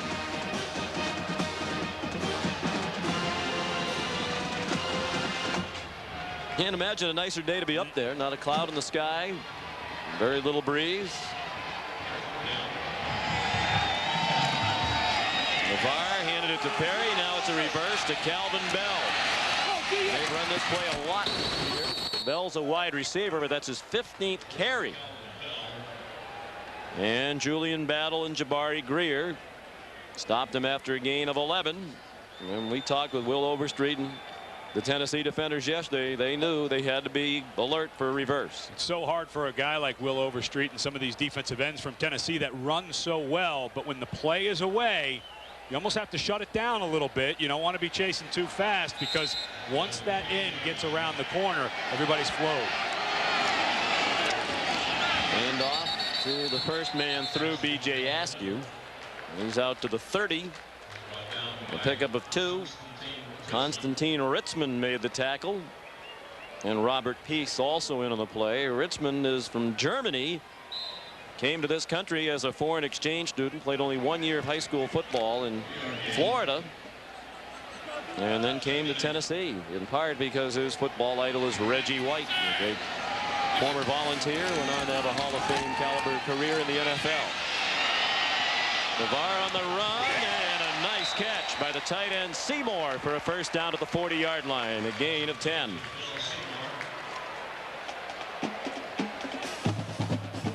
Seymour once again lined up all the way over here. He's going to run all the way across the field. All he is doing is mirroring his quarterback on a rollout. They have coverage. It looks like a safety, linebacker Tony Campbell is running with him the whole way. But again, Sean, you mentioned it. That's just a great catch by a big man and staying on his route the whole time. His 4th catch of the day. His season high was 5 against Minnesota. There's another tight end, Benny Jopru, knocked out of bounds by Andre Lott. Jopru had been held without a catch over the last 2 games, and he has 4 catches today.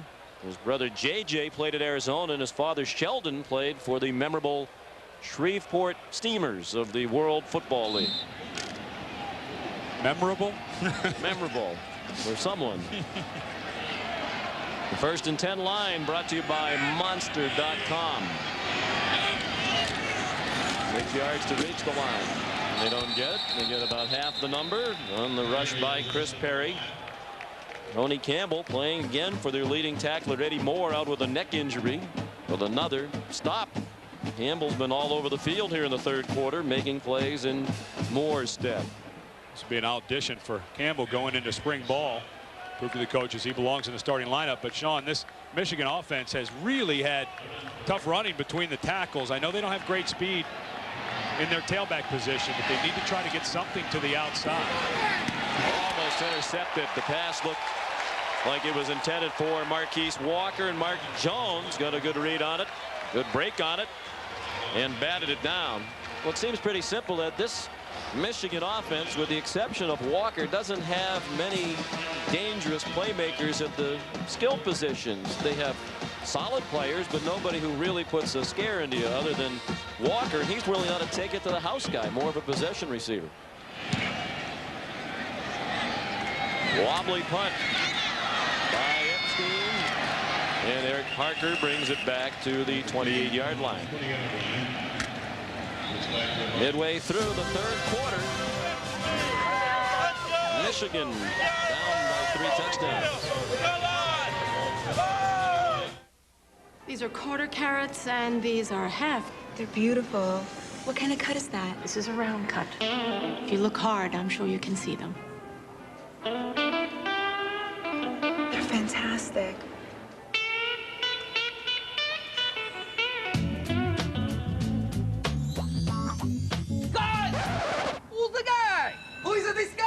For the great taste that won't fill you up and never lets you down. These are 8 carats and these are 10 carats. Make it a Bud Light.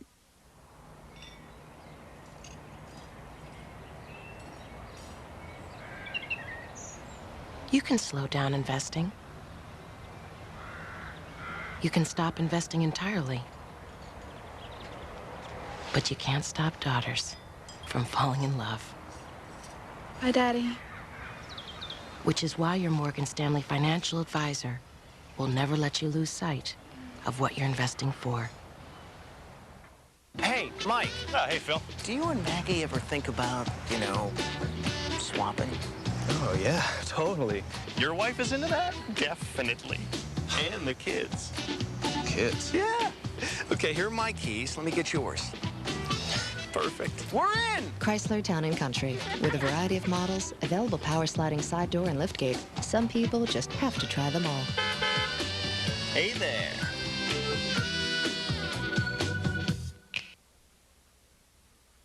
You're watching the Capital One Florida Citrus Bowl on ABC Sports.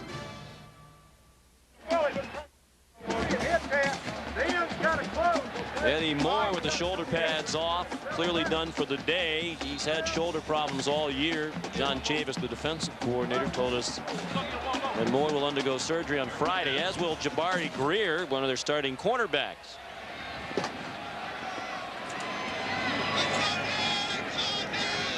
Thursday and 10, Tennessee, midway through the third quarter. Stevens, tackled by Charles Drake up from the secondary.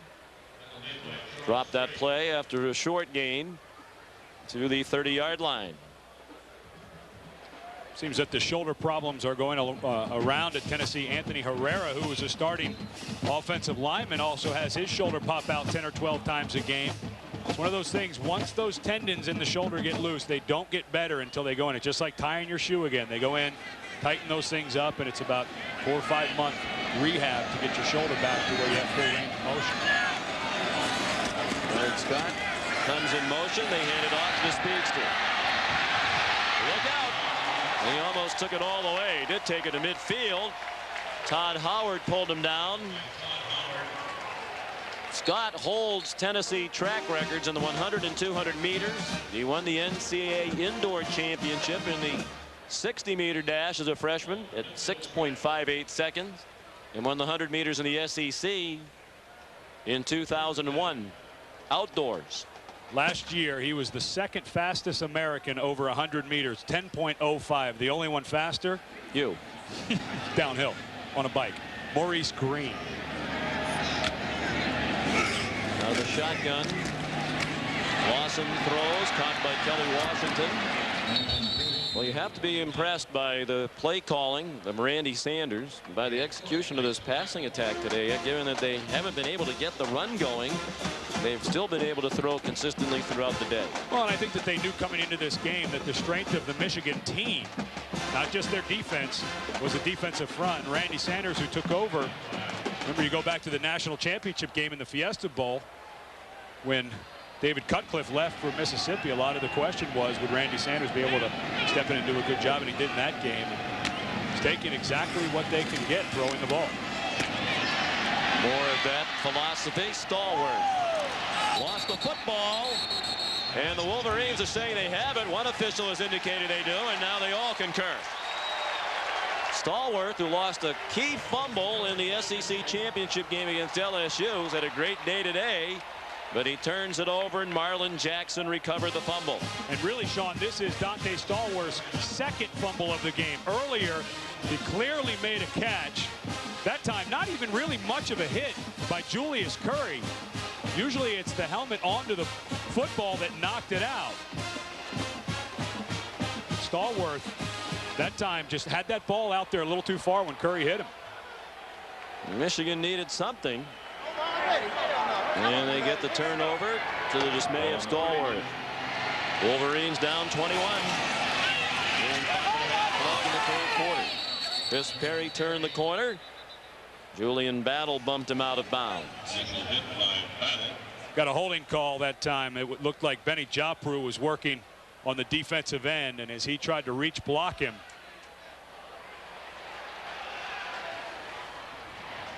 right here he's lined up as a wing.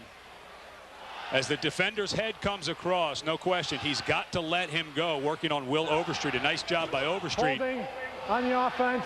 The penalty is 10 yards from the spot of the foul. Repeat, first down. Nice job by Overstreet, keeping his outside leverage as a defensive end.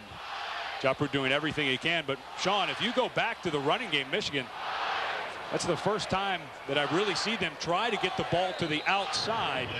And I don't know that you want to run it at that guy. This is one of the finest defensive ends in all of college football when healthy. He's had a couple of injuries during the year. First and 19.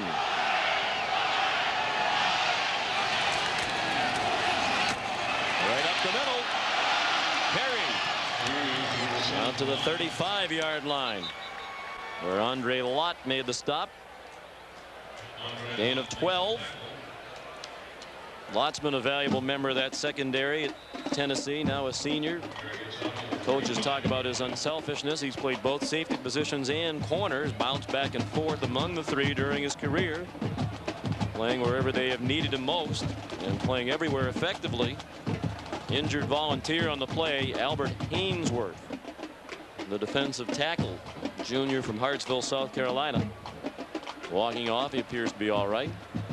Quite a bit of depth in the middle of that defensive line for Coach Fulmer, one of the best recruiters in all of college football. Always puts together a top 5 recruiting class. Likes to, as an offensive lineman, likes to start with the big fellas up front. Second down, Navarre, a couple of picks, look out from behind. He just did get rid of it and has his man for a first down, Benny Jopru. 5th catch for Jopru. Will Overstreet was moving in on Navarre from behind, and John just did get rid of it. 9 catches now for Michigan tight ends today. It's been part of their plan all season long to have the tight ends involved. Sean, you've been mentioning that really the only go-to big play guy they have is Marquise Walker, but all of these tight ends, 6'4", 6'5", 245 to 250, can catch. On the delay, it's B.J. Askew. For a hard-earned gain of 1, Mark Jones made the tackle. And we tick down near 4.5 minutes remaining in the third quarter here at the Capital One Florida Citrus Bowl. Michigan trying to get some kind of in and out of the huddle. I think they need to speed it up a little bit, Sean. Down 21 points. The way Tennessee has played on offense and the clock running, I think they need to get a little more sense of urgency, getting in and out of the huddle and getting the play call in. Navarre with a lot of time, going deep, looking for Walker. He caught it, but out of bounds. Caught it with one hand, with Teddy Gaines right there in coverage. Reminiscent of that one-handed catch against Iowa that we showed you at the top of today's telecast. When we talked to Marquise Walker the other day, he said that all the way back to the spring, he knew he had to be a leader. He is not a vocal guy.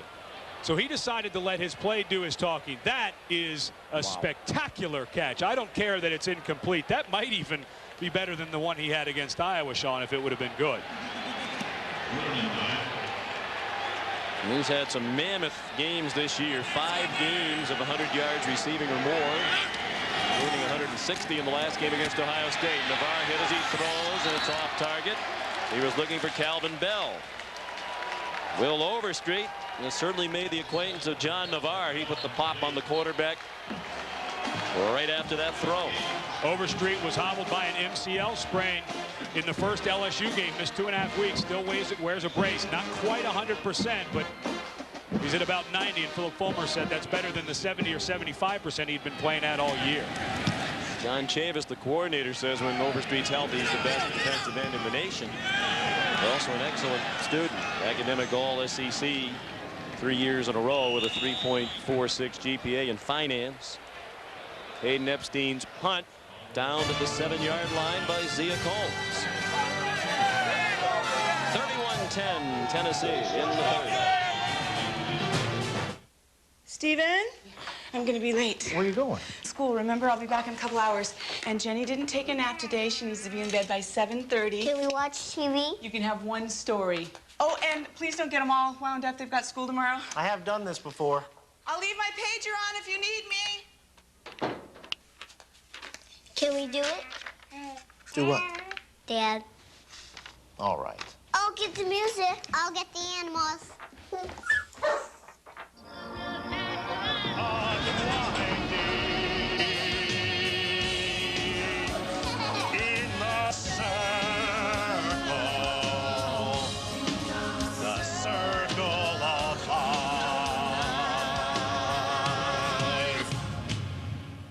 You're home early.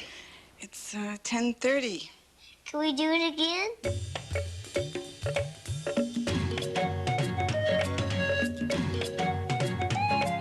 Right now, Verizon Wireless is giving you time for you and your family, wherever you are. It's time for the Family Share plan, only from Verizon Wireless. With Family Share, get up to 4 lines on one plan. And now get 3,500 total monthly minutes to share, with nationwide long distance included. So you can call anyone, anywhere in the U.S. and talk all you want. Act now and get up to 4 Nokia phones free after mail-in rebate with activation. So you have time for all the things that matter most. Only from Verizon Wireless. Join in. The greatest games in college football are on ESPN Classic. That includes the best games from this past season. Friday, 26 hours of the college football games that made 2001 unforgettable. It starts 9 p.m. Eastern Friday on ESPN Classic. Get ESPN Classic by calling your cable or satellite provider. Sean McDonough, Ed Cunningham, Leslie Goodell, our producer Bruce Clark, our director David Kiviat, and our ABC Sports crew. Delighted to have you with us as we ring in the new year with the Capital One Florida Citrus Bowl. Tennessee has led throughout. Clausen out of his own end zone. On target to Jason Witten. Out near the first down marker at the 18-yard line. Marlon Jackson made the tackle. Clausen has been outstanding today. 19 of 24. That puts him over 300 yards for the day at 304. Good call again by Randy Sanders. Michigan was up in an 8-man front, showing pressure. Little play fake, and once again, Jason Witten was a defensive lineman. He was recruited by Michigan as a defensive lineman, and Casey Clausen has been so efficient all over the field, Sean. He's not limited himself to one side. He's completed some deep balls, but those middle range passes, getting it to his receivers early, Stallworth and Jason Witten, who can run with the ball, that's where their big yardage has come from. This is the 4th career game of 300 yards or more passing for Clausen. He's completed his last 8 passes. His career high is 362 last season against Kentucky.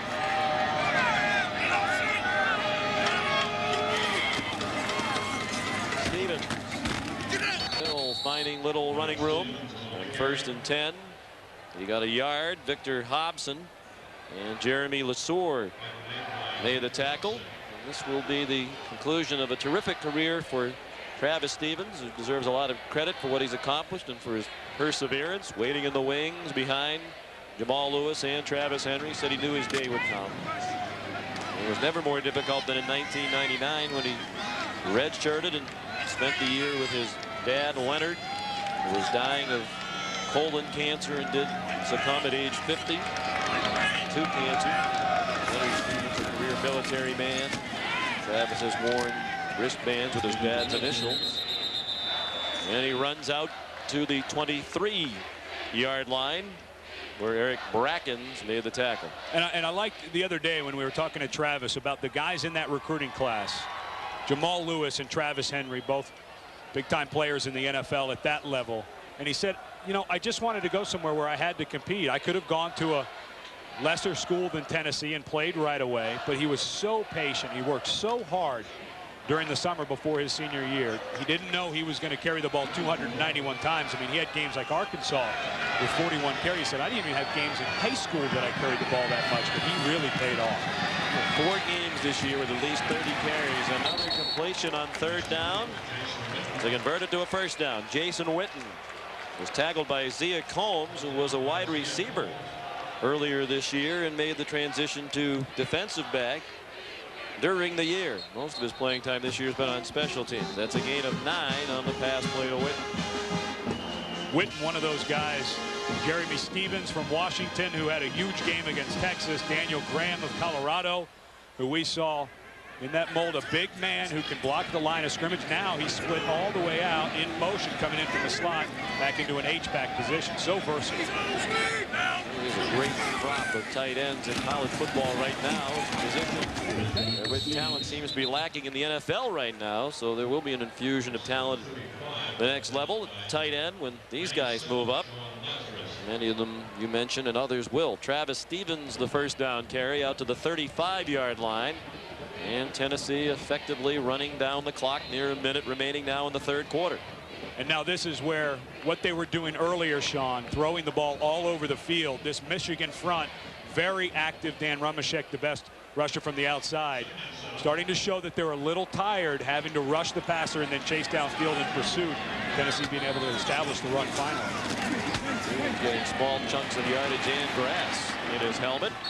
Witten adding to his big day. That is his 5th catch, a gain of 11. He's up to 120 yards receiving. Larry Foote made the tackle. Larry Foote, a very good linebacker, both against the run and the pass.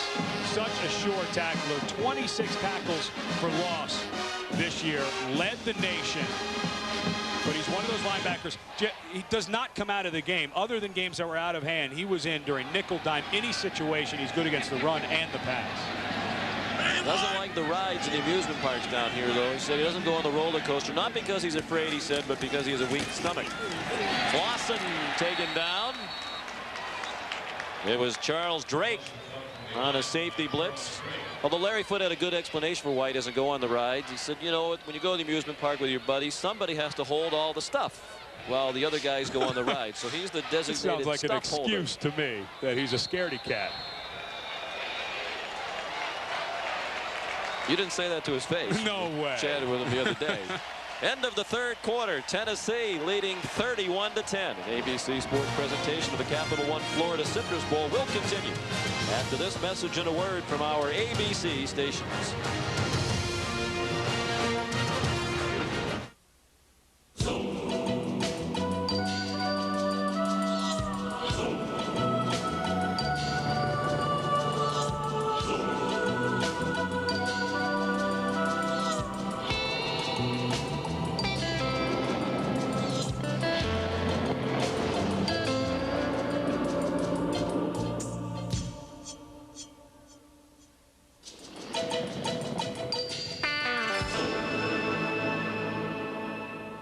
Great.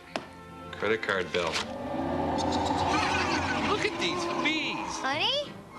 One rate for purchases, higher rate for cash advances, and those telemarketers. Relax. We switched to Capital One's new No Hassle card. Introducing Capital One's new No Hassle Platinum Card. No balance transfer fees, no telemarketing, one low fixed rate. Honey? What's in your wallet? The BCS on ABC continues when Florida battles ACC champ Maryland. The FedEx Orange Bowl, tomorrow night at 8, 5 Pacific on ABC.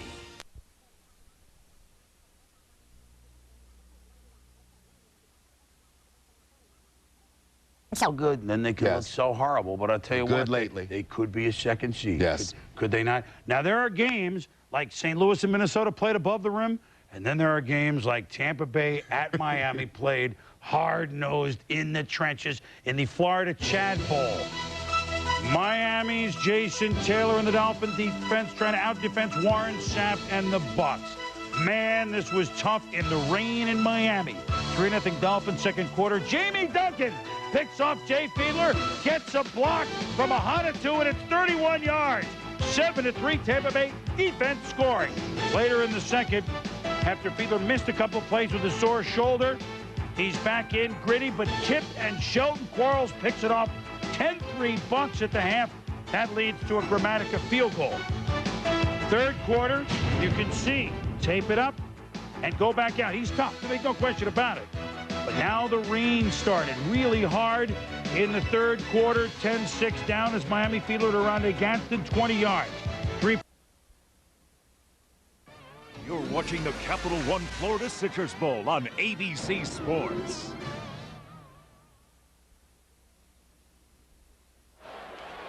Back in downtown Orlando, heading to the fourth quarter of the Capital One Florida Citrus Bowl.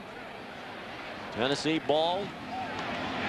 Second and 12. Vols at their own 44. They begin the final quarter with a 21-point lead. Lawson with a wobbly pass. Incomplete. Apparently it's short hop. Will Bartholomew, who argues the call. And I'd be inclined to believe him. He is the president of the Fellowship of Christian Athletes chapter at the University of Tennessee and has been for the last 3 years. Been recognized by the Southeastern Conference on their Good Works team for his work in the community. Things starting to slow down a little bit now as Tennessee has pulled back a little bit. They're still working most of their offense. Started getting the run more involved because Michigan's defense has had to chase a lot of balls downfield, starting to wear out just a little bit. 10th play of this possession, a blitz. Lawson hitting the back. What a catch. First down and more. Dante Stallworth. 19 yards on the game. Julius Curry came on a safety blitz, hit Clausen in the back, and they still completed it. Must be something about the number 4 in this game. That's the second spectacular one-handed catch we've seen. Clausen hanging in there as long as he can. Stallworth runs such nice routes. Good separation. And even as the defender comes in and tries to rip that ball out, Jeremy Lasser able to reach it in. Such strong hands. What a good athlete. 7 catches, 111 yards receiving now for Stallworth. 2 receivers, Whitman and Stallworth over 100 yards receiving for the game. Stevens the carry. A gain of 1 for Stallworth, his 6th career 100-yard receiving game. 4th this season. And he missed 3 games after he broke his wrist in the opener against Syracuse. He had such a great run after he came back, a 3-game stretch against Memphis. He had 3 touchdowns, and then again in the very next game against Kentucky. 2 games in a row with 3 touchdowns. He's the only Tennessee receiver ever to have 2 3-touchdown games, and he did it back-to-back.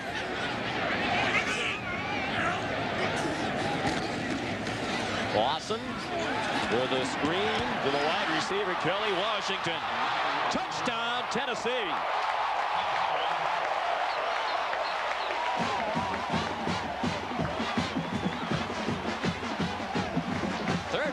yards. Brilliant play call by Randy Sanders and brilliant execution of his terrific play calls all day long by this Tennessee offense. Got to give the love out to the left tackle, Reggie Coleman. Watch as he gets out in front. It's a big man, 6'5", 315 pounds. Watch how he locks up the defensive back. And Kelly Washington with great vision runs down inside, but he's got to go back, give a big pat on the head to his left tackle, Coleman. Second touchdown of the day for Washington. First 2 TD game of his career. Alex Walls the extra point. They have a chance to have 3 receivers with 100 yards receiving today as Washington's up to 70 on 6 catches.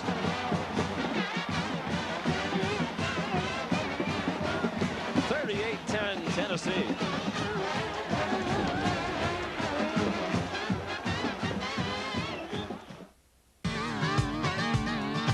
You've made us America's #1 choice in cars and trucks for 15 straight years. We've been together through thick and thin, at work and at play. Thanks, America. Many internet services use lots of words to sell you, but conveniently forget to tell you how much they cost. Just for the record, most cost over $20 a month. Meanwhile, NetZero and Juno are only $9.95, less than half the price. Maybe the others prefer words because the numbers speak for themselves. Join the millions who have united online. Call 877 only $9.95 or visit us at netzero.net or juno.com. Additional phone charges may apply. Hold on. I lost my wallet and my credit card was in it. You do have a Capital One no-hassle card, don't you? Well, don't worry. There's not another human for miles.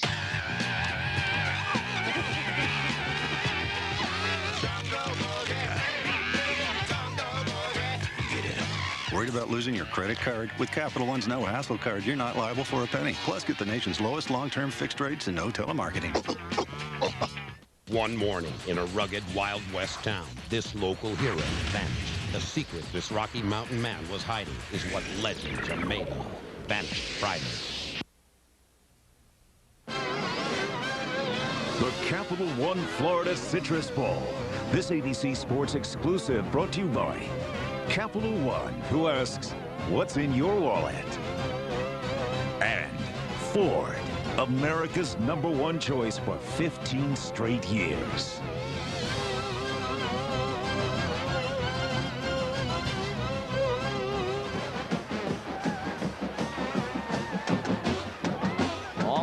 BCS champs on their way to being Citrus Bowl champs today. The Tennessee Volunteers in control throughout. Guys like Kelly Washington, Dante Stallworth, Casey Clausen. Of course, they'll have to replace Travis Stevens. But you've got to start thinking about next year that this Tennessee team will be a major player when it comes BCS time in 2002. Casey Clausen, a career-high 380 yards passing today. 23 out of 29 and 3 touchdowns. Howard faked the handoff, and there is a flag down. As Todd Howard ran the kickoff back to the 25. Been a very well officiated game by Dennis Hennigan and his crew of Big East Conference officials. Right call here during that fake reverse. There was a block in the back by the Michigan return team. The second penalty they've had that's going to cost them again to back up and be more conservative. Illegal block in the back during the return. Penalty is half the distance from the spot of the foul. First down. Let's check in with Leslie Goodell. Chuck Rowe came here in 1982 to take over as the executive director of Florida Citrus Sports, and this is his swan song. This is his last game. He will be officially retired tomorrow. Is this a bittersweet day for you? Oh, no, I think it's a great day for me. Great weather, great football teams, hopefully great TV ratings for ABC. What has it been like for you this long run? I mean, you termed this the best bowl trip in America. Why so? Well, because of where we're located, Orlando, Florida is the greatest destination in the world for families and visitors and tourists. Why not for bowl games? Do you have a fondest memory of all this time you've spent here? Oh, just too many fond memories. Of course, Georgia Tech winning the national championship was a great thing here. And just football in general, college football has been great. Of course, he's not supposed to have a bias, but he was the track coach at Tennessee at one point and also the head football recruiter, Sean. All right, Leslie. Good luck to Chuck in his retirement. That's Jabari Greer with the interception of the John Navarre pass. And he nearly brought it to the end zone. Returned it to the 3-yard line. Greer, a sophomore from Jackson, Tennessee, with his second interception of the season. A little bit of pressure from that front four of Tennessee. Nice job all day of changing things up. John Henderson coming in the middle. And that ball floats a little bit. Looking for the outside, or the inside receiver, excuse me, was Calvin Bell. The ball just didn't come off the fingers of Navarre. Been sitting in that pocket, getting a lot of pressure by those orange jerseys. Gets hit right in the mouth, right at the end there by Albert Hainsworth, and that's why the ball floated, and Greer does a nice job stepping underneath the slow floating pass. Greer had an interception in their bowl game in the Cotton Bowl last year against Kansas State. Here's Stevens for a touchdown. And the route is on. Tennessee in its first ever meeting with Michigan, pummeling the Wolverines. It's 44-10.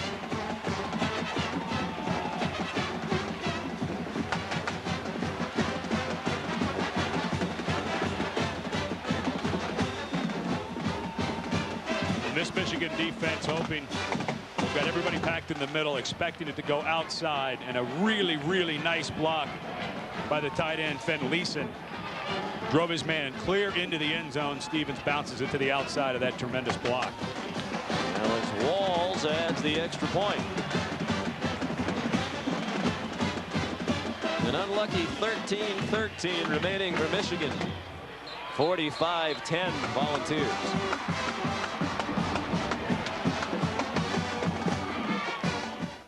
Florida's fabled climate is uniquely suited to produce the world's best citrus oranges and grapefruit. The easiest way to be sure that your juice meets or exceeds all federal standards for safety and quality is to look for the Florida Sunshine Tree. One of the coolest things about Rocky was how he did his training, untraditional methods.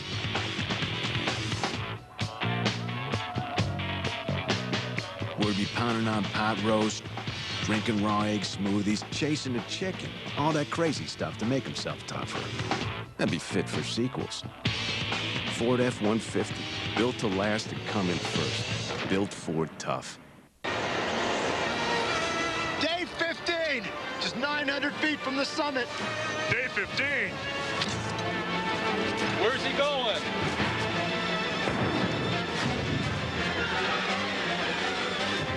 Oh, hey, guys. Just gonna mail my credit card payment. You mean you don't have a Capital One no-hassle card? Want a choice of payment dates? Try Capital One's no-hassle card. Plus, get the nation's lowest long-term fixed rates and no telemarketing. What's in your wallet? Some see an 8-foot wall as a not-so-subtle message to keep out. 4. Others see it as a minor obstacle to an invigorating day at the course. Here you go. Oh! Let's go! The perfect accompaniment to such an outing, Taco Bell. For a little green, you can indulge in great tasting, high-quality fare no matter who you are. Excuse me, young man. Think I'll play through. Hey! Score a crunchy taco and bean burrito together, just 98 cents. Now with better beef, beans, and tortillas. For a tasty deal, think outside the bun. In the middle of that group, Jabari Greer, his interception set up the short touchdown run by Travis Stevens. And with 13 minutes and 13 seconds remaining, it's 45-10.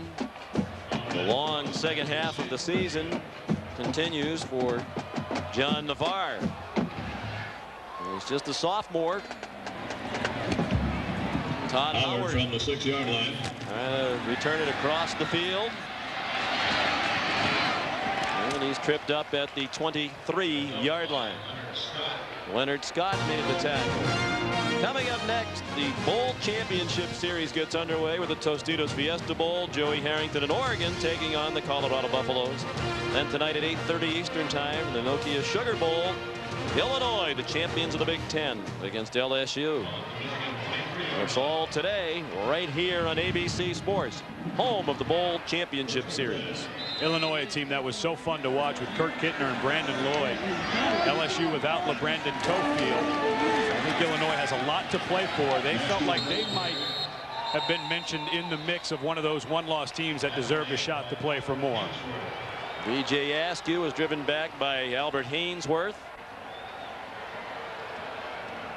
We talked with John Chavis, the defensive coordinator for Tennessee, yesterday. He said Hainsworth is as talented as anyone they've ever had at defensive tackle at Tennessee. Need a little more consistency out of him. Tyrese Butler with the catch. Andre Lott made the tackle. Just the 4th catch of the season for Butler, but we'll always remember his first career reception. That was at Iowa in a key spot In the middle of the season, he caught a 77-yard pass from John Navarre, the longest non-scoring play in Michigan history. And Navarre starting to lock in on receivers. Locked in on Butler again.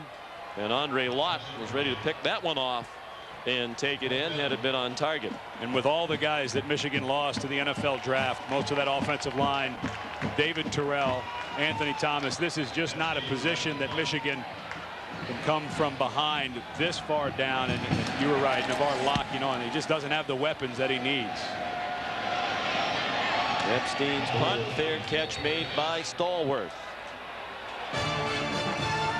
49-yard punt. And that makes us a highlight today for Michigan. Ho, ho, ho! Oh, I hope you didn't put all those on the credit card. Yeah, why? Do you know what those interest charges are going to do to us? Don't worry.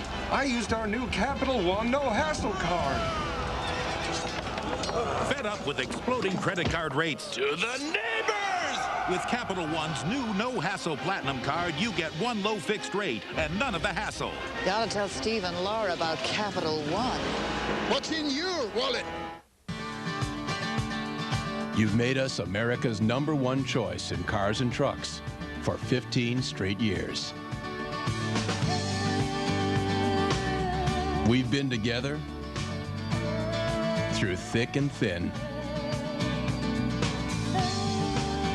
at work and at play. Thanks, America.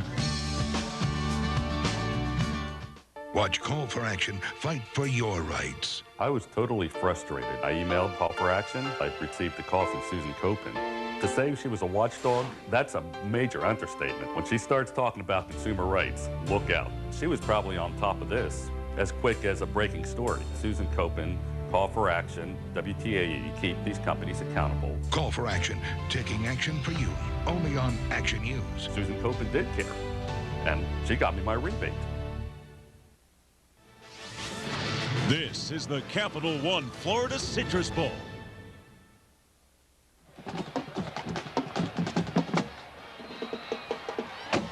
Back at the Capital One Florida Citrus Bowl.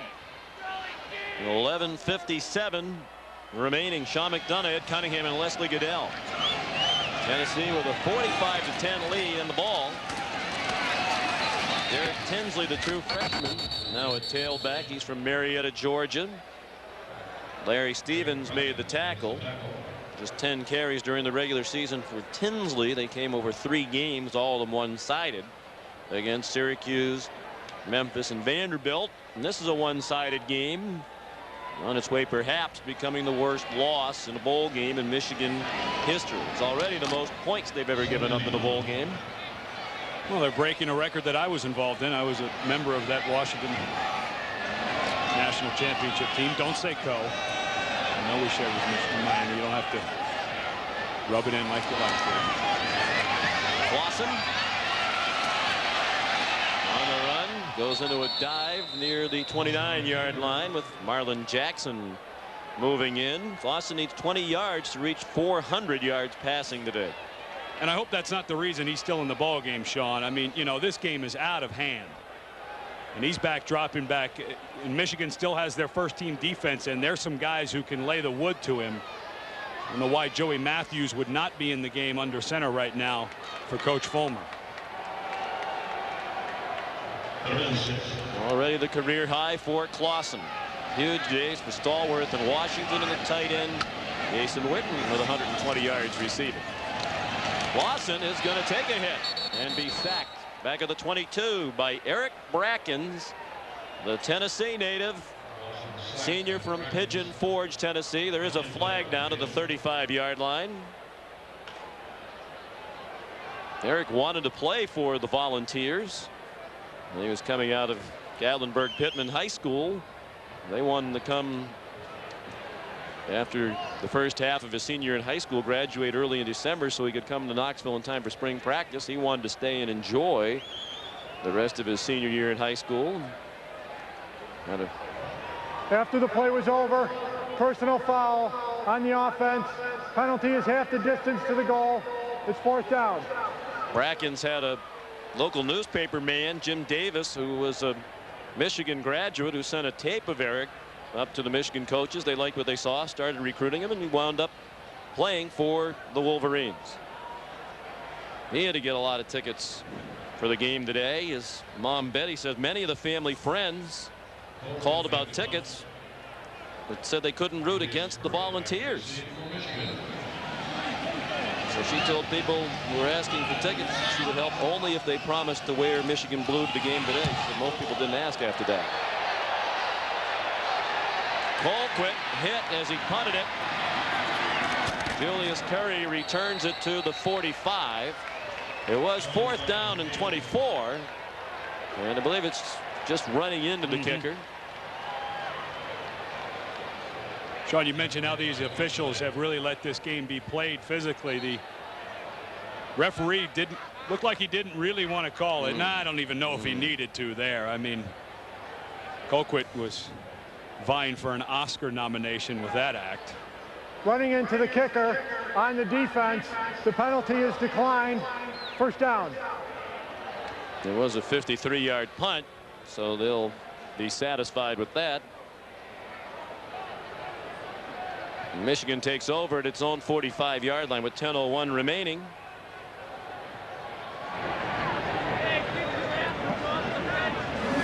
The 29th annual American Music Awards with Brooks and Dunn, Cher, Lenny Kravitz, Kid Rock, Shaggy, Britney Spears, and more, hosted by Jenny McCarthy and P. Diddy Combs. Wednesday, January 9th, 8/7 Central on ABC. Gesundheit. Some of my favorites in there. Did you just say P. Diddy? What's that? Did you just say P. Diddy? P. Diddy. Used to be Puffy, right? Puff Daddy? Puffy Combs. Now he's P. Diddy. Sean Combs. Calvin Bell, the intended receiver. Buck Fitzgerald had the coverage. Certainly a great quarterback tradition at Michigan in recent years. You know, for so many years, when Bo Schembechler was there, you thought of more as a running school. But in recent years, they've developed more NFL quarterbacks than any school. They have 6 in the NFL right now. That's more than any other school. And Tom Brady, one of the stories of the year in the National Football League, and led the New England Patriots into the playoffs. Good throw there by Navarre to Marquise Walker to the 39-yard line. A 1st down for Michigan. And John Navarre talked about Tom Brady the other day when he sat down with him about how much he learned. His first year here was Tom Brady's last year. And when you talk to people about Tom Brady and Stan Parrish and John Navarre, all of them, even if he never played it down in professional football or college football, what a great guy he truly is. Flag down in the secondary. And Lloyd Carr openly says he's one of his favorite players he's ever coached. This pass was intended for Marquise Walker. And it looks like a defensive holding call. Stan Parrish told us a great story about the first start that Tom was going to make for New England. Pass interference on the defense. Penalty is 15 yards from the line of scrimmage. 1st down. When Tom was getting ready for his first start at New England, he called Coach Parrish and started running through the game plan on Thursday night. And Coach, we're going to do this, we're going to do that. And Stan's sitting there thinking to myself, I'm thinking to myself, I don't know any of their terminology, but he just needed someone to talk to. A little nervous. He said, Coach, I'm ready to go. And Stan just had the phone and said, well, just take your steps, take your drops, and go through your progression. That's the best he could do because he didn't know any of the lingo that Tom was using from New England's offense. Navarre. The end zone. Touchdown, Calvin Bell. Well, he picked a great person and quarterback to emulate in Tom Brady, and he looked like Tom Brady on that throw. 24 yards and a touchdown. And a rare bright spot today for the Wolverines with 9.5 minutes remaining. Calvin Bell lined up in the slot. As the corner drops him off for the safety had to stay over the top to make sure that was Rashad Baker because of the outside receiver Marquise Walker, and that is the first career touchdown, not just this season, but in the career of Calvin Bell. He has had 3 rushing, but that's his first touchdown reception. The extra point up and good from Hayden Epstein. 9:32 remaining at the Capital One Florida Citrus Bowl. 45-17 Tennessee.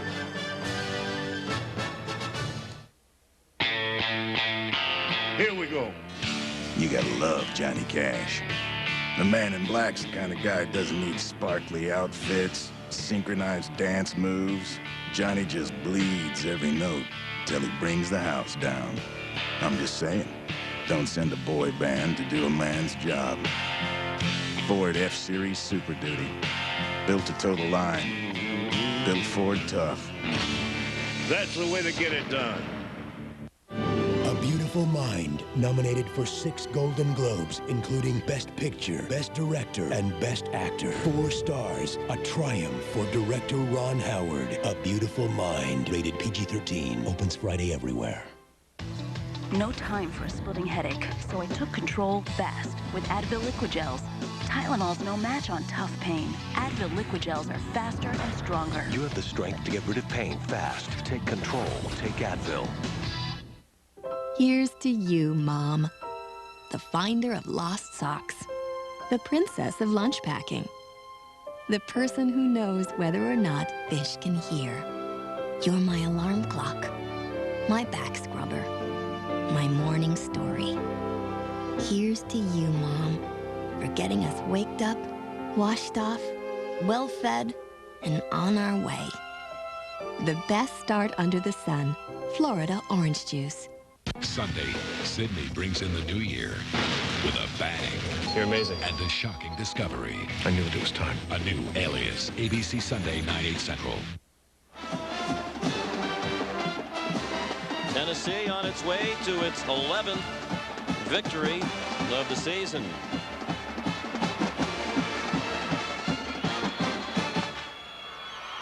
Isn't that nice? Timeout. Tennessee. That is their first timeout of the half. Apparently the Volunteers didn't like what they saw when Michigan lined up to kick it off.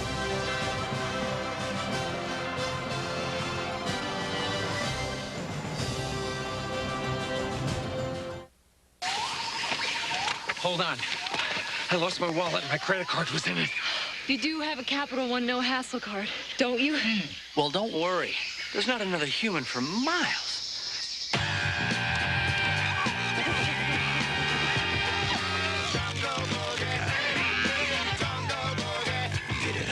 Worried about losing your credit card? With Capital One's no hassle card, you're not liable for a penny. Plus, get the nation's lowest long-term fixed rates and no telemarketing.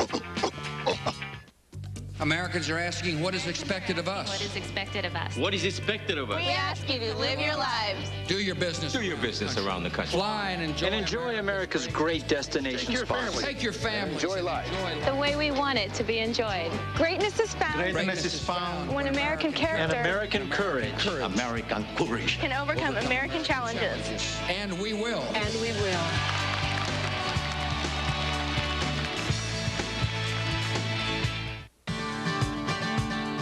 You've made us America's #1 choice in cars and trucks for 15 straight years. We've been together through thick and thin, at work and at play. Thanks, America. The BCS kicks off when Big 12 champ Colorado faces Pac-10 champ Oregon.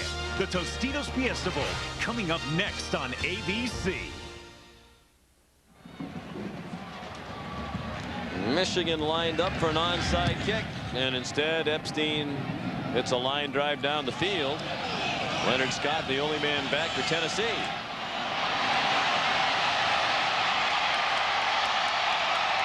And the kicker Epstein finally got him on the ground at the 40-yard line.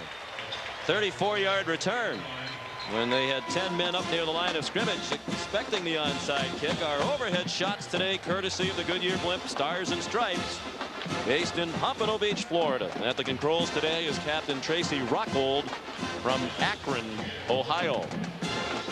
The clear skies that run around, and you think they could give us an update from Jacksonville in the Gator Bowl? You don't think they could see that far in these? Clear enough today, they probably could. Casey Clausen still at quarterback. They must want to get him a 400-yard game as he's still throwing with a 4-touchdown lead. Dante Stallworth the catch. There have been 3 400-yard games passing in Tennessee history, all of them by Peyton Manning, including once here at the Citrus Bowl in 1997 when Peyton threw for 408 yards. But against this Michigan front, which is so good at sacking, 46 on the year, led the entire country. I just don't think it's worth the risk, Sean. I think that Matthews should be in at quarterback. I mean, a game that Philip Fulmer is going to go away very happy with this big win, but he's going to have to answer a lot of questions if his quarterback starts taking hits late. Cedric Houston, another true freshman. He's from Clarendon, Arkansas. Was tackled by Larry Foote at the 50-yard line. Looks to be a little bit short of the first down. That game here at the Citrus Bowl, by the way, for Peyton Manning when he threw for 408 yards was against Northwestern. For a while in the mid-90s, Tennessee was a fixture here in the Citrus Bowl, prompting Steve Spurrier, the Florida coach, to utter that memorable line, "You can't spell citrus without UT." In recent years, they have not been playing here at the Citrus Bowl. The Orange Bowl, 2 appearances in the Fiesta Bowl, and the Cotton Bowl since their last appearance here in Orlando. And as Philip Fulmer says, and he's exactly right, Ed, there is nothing wrong. There's no stigma attached with being in the Citrus Bowl. This is one of the premier bowl games in college football on New Year's Day, a payout of more than $4 million on national television. Playing against a great conference in the Big Ten if you're the SEC rep. And this is a win I think that Tennessee needed in a bowl game, because you have to go all the way back to the Fiesta Bowl against Florida State when they won the national championship to get their last win. There was a question about how they would bounce back from that loss to LSU. And Sean, we got our answer early and often, especially from the offensive side of the Volunteers. Casey Clausen playing very well. But again, I really think at this point in the game, I don't mean to keep beating it up, but he just ran a quarterback sneak, taking more shots. Get Joey Matthews in the ball game. Cedric Houston carried on 1st and 10 and lost a couple. Norman Hoyer made the tackle.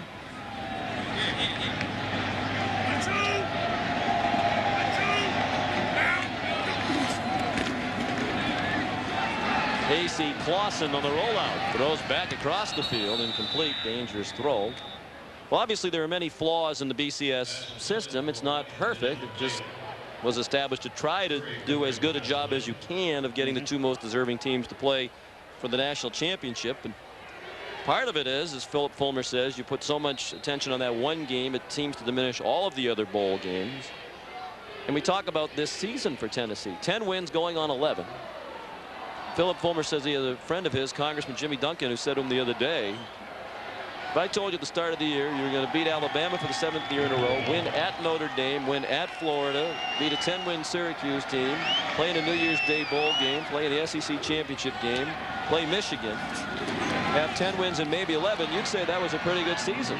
But unfortunately, for some people, it's not good enough if you don't get to a BCS game or play in that national championship game. Tony Brown, the catch, tackled by Marlon Jackson. Well, the other thing that Coach Fulmer said that was interesting about the SEC, you have to win the conference twice.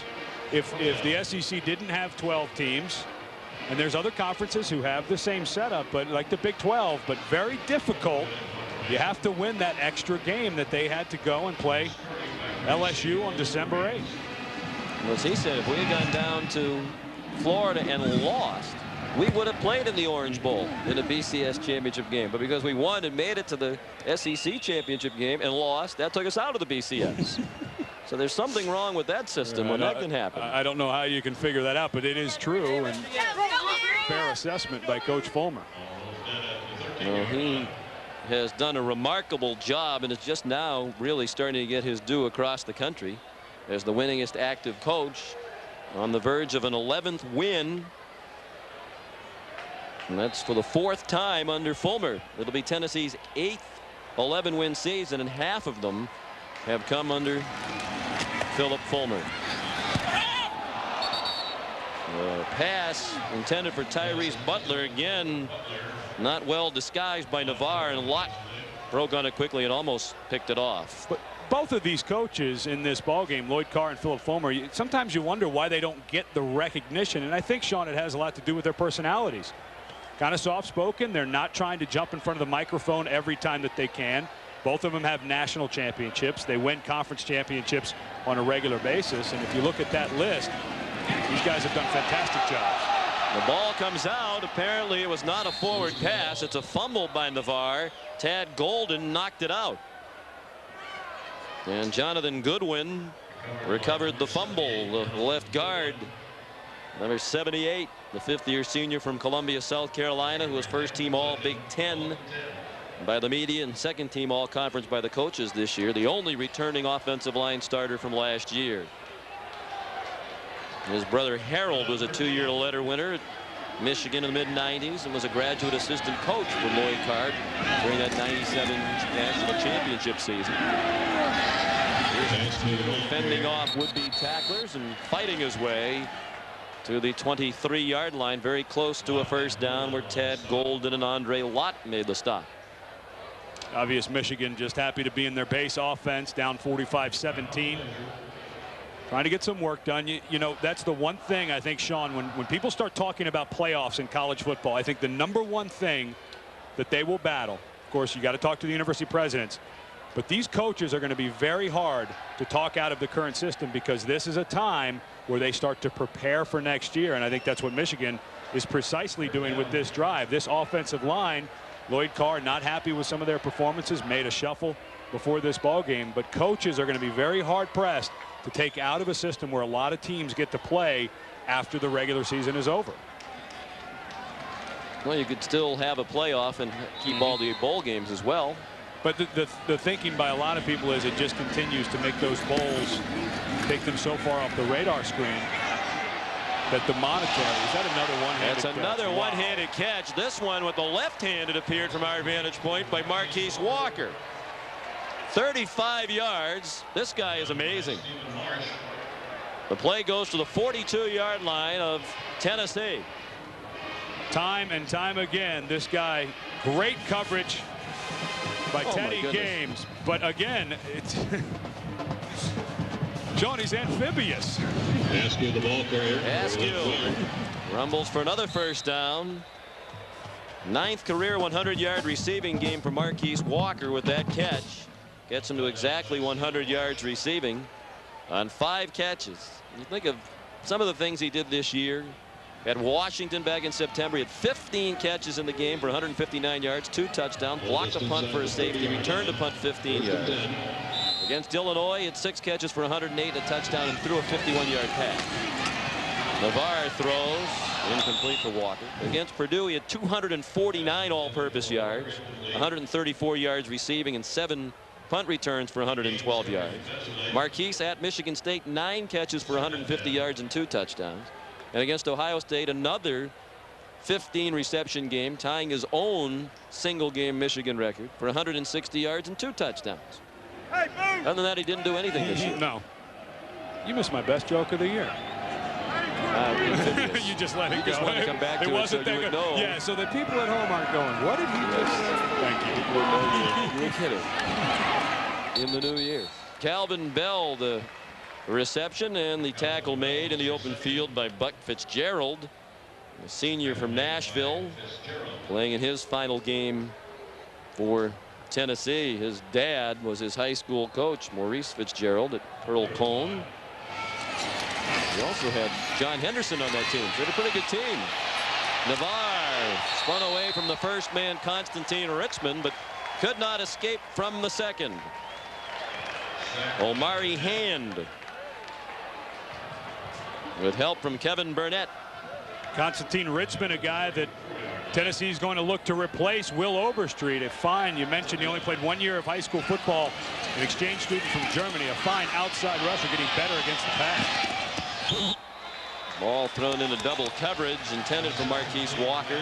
Mark Jones, the safety, came over to help. So Tennessee holds on 4th down.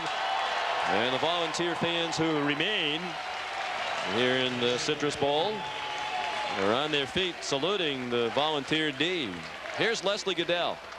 Sean, that is a look at the George L. Stewart Trophy. It will go to the winner of today's Capital One Florida Citrus Bowl, and the representative from Capital One here with me, Marge Connolly, will be presenting that award to the winning coach. And Marge, how has this help benefit Capital One and its involvement with the Florida Citrus Bowl?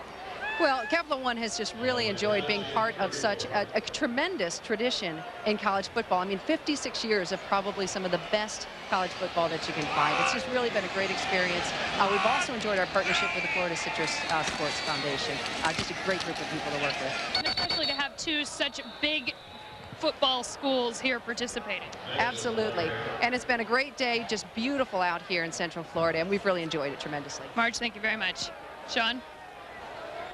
I sat next to Marge Connolly at the Citrus Bowl luncheon the other day. She trained as an opera singer and then was in a rock band for a little while. We tried to get her to sing at the luncheon, but she says those days are behind her. Delightful person, and all of the folks at Capital One have enjoyed the week here in Orlando, as we have, and don't want to shortchange Chuck Rowe. You see Casey Clausen still in at quarterback. Executive director of this bowl game retiring. Pass incomplete. Intended for Derek Tinsley. There's a flag down on the play. Chuck Rowe has made this into one of the premier bowl games in college football. He is retiring. He'll be replaced by Tom Mickle, former associate commissioner of the Atlantic Coast Conference, one of the most respected people in college athletics. A great choice to take this bowl over. And we thank Chuck and Tom, the staff of the Florida Citrus Association, Carol Monroe, Dylan Thomas. We're all excited at ABC Sports because the deal between ABC Sports and the Florida Citrus Bowl has been extended through 2006. So we look forward to many return trips here to terrific Orlando. Lloyd Carr hopes his next trip. Illegal formation. Only 6 players on the line of scrimmage by the offense. The penalty is declined. 3rd down. Hoping his next trip is better. But first of all, why are they throwing? Up 45-17, and second of all, why are they allowing their quarterback, starting quarterback for second-year sophomore, has the last 3 ball games been playing lights out? I'm just going to keep going back to it. I don't understand why Casey Clausen is still in the game. All I can think of is they're trying to get him over 400 yards passing. He's still stuck at 388. And he's throwing again to Jason Witten, who was knocked down by Victor Hobson and Eric Brackens. A 5-yard gain, and it's 4th down, so that gets Clausen only to 393. If you can refer to 393 as only.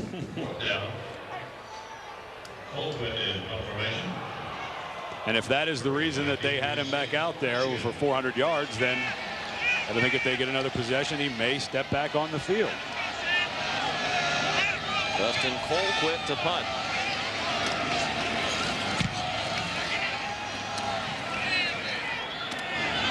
Juggled and lost by Julius Curry, and it looks like Tennessee has it. The Volunteers do at the 26-yard line.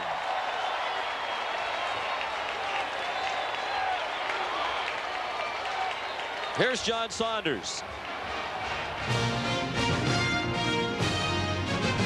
Sean, thanks a lot. Back to you in a moment, but first let's let you know what happened in the Gator Bowl. Bobby Bowden has tied Bear Bryant for 2nd all-time, beating Virginia Tech 30-17. And what's coming up next? The Tostitos Fiesta Bowl. Joey Harrington, outstanding quarterback, one of the finalists for the Heisman Trophy, and very relaxed at this point. Bobby Pesavento, though, of Colorado, he wasn't the starter at the beginning of the season, but has been through their run. Sean, it's up next. And we'll look forward to it, John. Thank you very much. Andre James recovered the muff punt. It's still Casey Clausen, a quarterback. And it's Jabari Davis, another true freshman from Stone Mountain, Georgia, with another carry to the 25-yard line. And now the audition is on to see who replaces Travis Stevens next year. Jabari Davis, a true freshman, Cedric Houston, and Derek Tinsley, a couple of true freshmen we saw earlier in the ball game. And the Tennessee coach is getting these guys in. Another guy in the mix, a freshman, Corey Larkins, who may figure in. All those guys backing up Travis Stevens on his great season, 464 yards. Right now they can get a leg up maybe on the competition if they get a couple of hard runs going into spring ball. And a rare carry for Will Bartholomew, the senior, playing in his final game. He's from Nashville, out of Montgomery Bell Academy, where he was class president 5 years in a row. We mentioned earlier his involvement in the Fellowship of Christian Athletes. His grandfather, Sam, was the captain of the 1939 Tennessee team that was unscored upon. And his dad, Sam, played football at Army. And Will Bartholomew was already graduated with a degree in finance, a 3.76 GPA. Good blocker, soft hands. Make it into an NFL camp, and he's the type of fullback that NFL teams are looking for. Block and catch the ball out of the backfield. Don't ask for it. And Will, as many games as he played, his 25th start today, 0 rushing touchdowns in his career. Had a couple receiving, but can't be greedy when you're playing fullback. Barry Davis, the ball carrier. It looked like Michigan's Elaine Kashama was offside. Offsides on the defense. 5-yard penalty from the line of scrimmage. Repeat 3rd down. Kashama's from Quebec, from Montreal. The same high school that produced Tim Biakabatuka, the former Michigan running back. This can't end soon enough for Jim Herman in the defense. Kashama, one of the young defensive linemen that Herman is very excited about. Obviously frustrated today with the performance, but they return a lot of guys with a lot of playing time in that front 4. This Michigan defense, although it didn't show today, one of the best defenses in the country, should get even better next year, except for the graduation of Larry Foote, a fantastic middle linebacker. Davis pulled down by his shirt. So Michigan's season is going to end at 8-4. 3 losses in their last 5 games. It'll end their string of 5 straight bowl victories. And it'll be their first 4-loss season since 1996, which was Lloyd Carr's 2nd year as head coach. 1 year before they won the national championship. Michigan, 4 losses is considered to be a very mediocre year. Dante Stallworth and the Volunteers celebrate.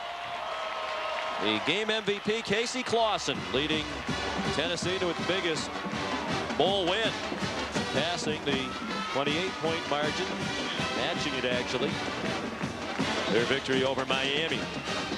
And a hug from Vicky Fulmer for her husband. Once again, the final score of today's game, Tennessee 45 and Michigan 17. ABC Sports is online at ESPN.com. Keyword ABC Sports. Stay tuned. Oregon and Colorado in the Tostitos Fiesta Bowl coming up next. Now for Ed Cunningham, Leslie Goodell, and our entire ABC Sports college football crew, Sean McDonough saying so long and Happy New Year from Orlando, Florida.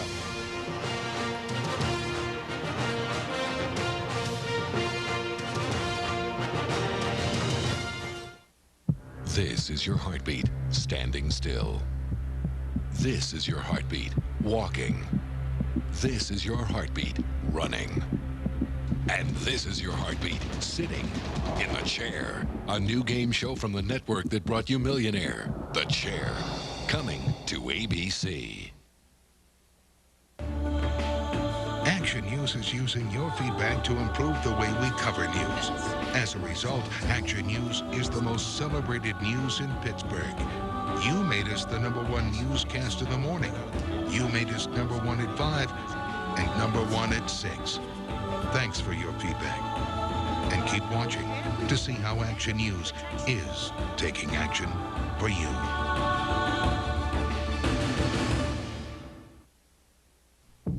There is power in your workforce. Power you can use to automate your employee benefits programs. Meet the leader in HR and benefits management software, giving your employees full information about their benefits choices and the tools to make the right decisions anytime, anywhere. Proact Technologies, putting benefits management in the right hands.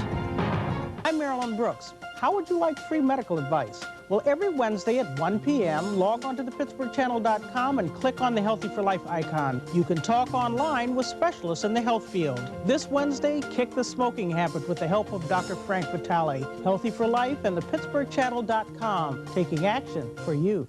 Weather more often in the morning. It's one way we're taking action for you.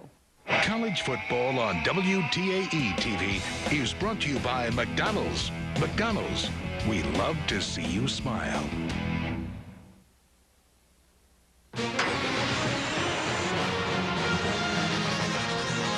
This is ABC Sports, home of the Bowl Championship Series. The college football season has come down to 3 days and 4 bowls. Thursday in prime time, the national title will be decided in the Rose Bowl presented by AT&T. Since 1983, the Miami Hurricanes and Nebraska Cornhuskers have combined for 7 national championships. Denied a shot at the title a year ago, the undefeated Canes are on a mission to finish their season perfect. The Huskers have stumbled, but now boast the Heisman Trophy winner and are 1 win from their 4th national championship. At 8 Eastern tomorrow, it's the FedEx Orange Bowl, as this year's Cinderella, the Maryland Terrapins, meet the pass-happy Florida Gators in a classic David versus Goliath matchup. In primetime tonight, we head to the Big Easy for the Nokia Sugar Bowl, where the hometown LSU Tigers of the SEC host the Big Ten Conference champion, Illinois. Coming up next, we kick off our BCS coverage with the Tostitos Fiesta Bowl, where the Pac-10 champion Oregon Ducks and the Colorado Buffaloes, who stampeded their way into the national spotlight, collide in what they hope will be a share of the national championship. This year's national title has come down to 3 days and 4 games of the Bowl Championship Series. Tempe, Arizona, Sun Devil Stadium, Colorado and the Buffaloes taking on the Ducks of Oregon in the Tostitos Fiesta Bowl, game number 1 of the Bowl Championship Series. And welcome everyone to the Disneyland Resort in California. John Saunders alongside of Terry Bowden. We, of course, here to bring everybody up to date, get you ready for the Rose Bowl presented by AT&T, which will be held here in California at Pasadena. But the 2 teams in this game are saying, wait a second, Miami, wait a second, Nebraska. We have something to decide that may help cloud this picture. The BCS looks exactly like this, and this is why there are beefs right now between Colorado and Oregon. You look at the way the BCS lines up, and Nebraska is the number 2 team right behind Miami. Colorado, oh so close, but Colorado with the 2 losses, that's the difference. Oregon right now in the number 4 spot. But look at the traditional polls. Identical in the AP and the ESPN USA Today coaches poll. Miami number 1, Oregon number 2, Colorado number 3, both ahead of Nebraska. So Terry Bowden, as this cloudy picture we have, what are the beefs? What can Colorado say? What can Oregon say? They both have a great argument, John, because if Nebraska were to lose the game against Miami, then Colorado can say, we beat them by 26 points. We're the best playing team in the country. We deserve to be number 1. Whereas Oregon's going to say, Miami's number 1, we're number 2. If number 1 loses, number 2 wins. Number 2 becomes number 1. So basically, we're all completely confused. But we know this much. The winner, though, of the Rose Bowl presented by AT&T will be the national champion in the coaches poll. But right now, let's get a preview of the Fiesta and more on the controversy. Let's join Brent Musburger, who's standing by for the Fiesta Bowl. Well, John and Terry, a happy new year to you and the gang in California. We've got a gorgeous day here in Tempe, Arizona for the Tostitos Fiesta Bowl. Now, as John told you, there was a raging controversy when neither of these teams was selected to play in the Rose Bowl. But guess what? Since they've arrived in Arizona, coaches and players have put it far in the background. They say, oh, that was in the past. We got to concentrate on each other. Here's what they had to say. Oregon, and you know, we've beaten the number 1 team and we've beaten the number 3 team, and now we get a chance to play the number 2 team, and that's in a row. And so what greater challenge could you want? We're happy to be in the Tostitos Fiesta Bowl. We'd like to be in the Rose Bowl. I think everybody would. And the nice thing is, I guess we have an outside shot at a split national championship, so that's good motivation. It's honestly a dream come true to be sitting here 1 game away, and obviously we need some help, I know, from old Eric Crouch in Nebraska up there, but and I couldn't ask for anything better. This has been a dream season, and I'm thrilled to be playing on New Year's Day with a chance for a piece of the national championship. John, even without the BCS controversy, this is one of the best matchups of the entire bowl season. Back to you. All right, Brent, thanks. We'll get out to you in a moment, and Brent is absolutely right. But here's something you and I talked about earlier today.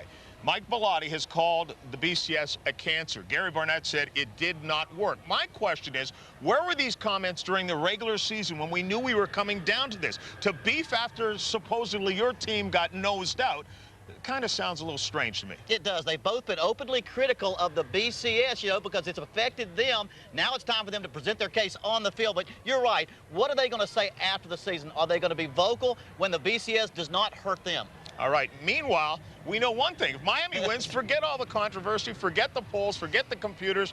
Everyone in the BCS land will be happy. And this Miami Hurricane team, every time I've looked at it and thought, you know what, this is a game where they're not going to pull it off, they have come across that much stronger. They really have. You know, this is the team that I said before the season began. I said this team had the most talent, and if they played their best, they would be in the championship, and they would win the championships. If they stay motivated, if they keep focused, I think they will. It's huge. They should win this football game. All right, let's take a look at some other scores and highlights that are done already today, including the Capital One Florida Citrus Bowl, a game you saw earlier here today on ABC. Casey Clausen, 33 yards to Dante Stallworth. Clausen looked terrific today, Terry. Well, he was the difference. He's a better quarterback. John Navarre just doesn't quite have the stuff, but he has so many weapons, including his tight end to throw the ball to. All right. They wind up winning this game in a blowout. 45-17 is the final. Clausen wound up with 3 touchdown passes. Florida State against Virginia Tech. And this one a rematch of the national championship game a couple of years ago. The punt blocked here by Church, recovered by Ryan Reynolds. That sets up a 1-yard touchdown run. But Chris Ricks, quietly at the end of the season, looked terrific. Yes, he did, and he hits the deep ball so well. That's where they beat Virginia Tech. Hit deep ball over and over again, and they stopped Virginia Tech's rushing game.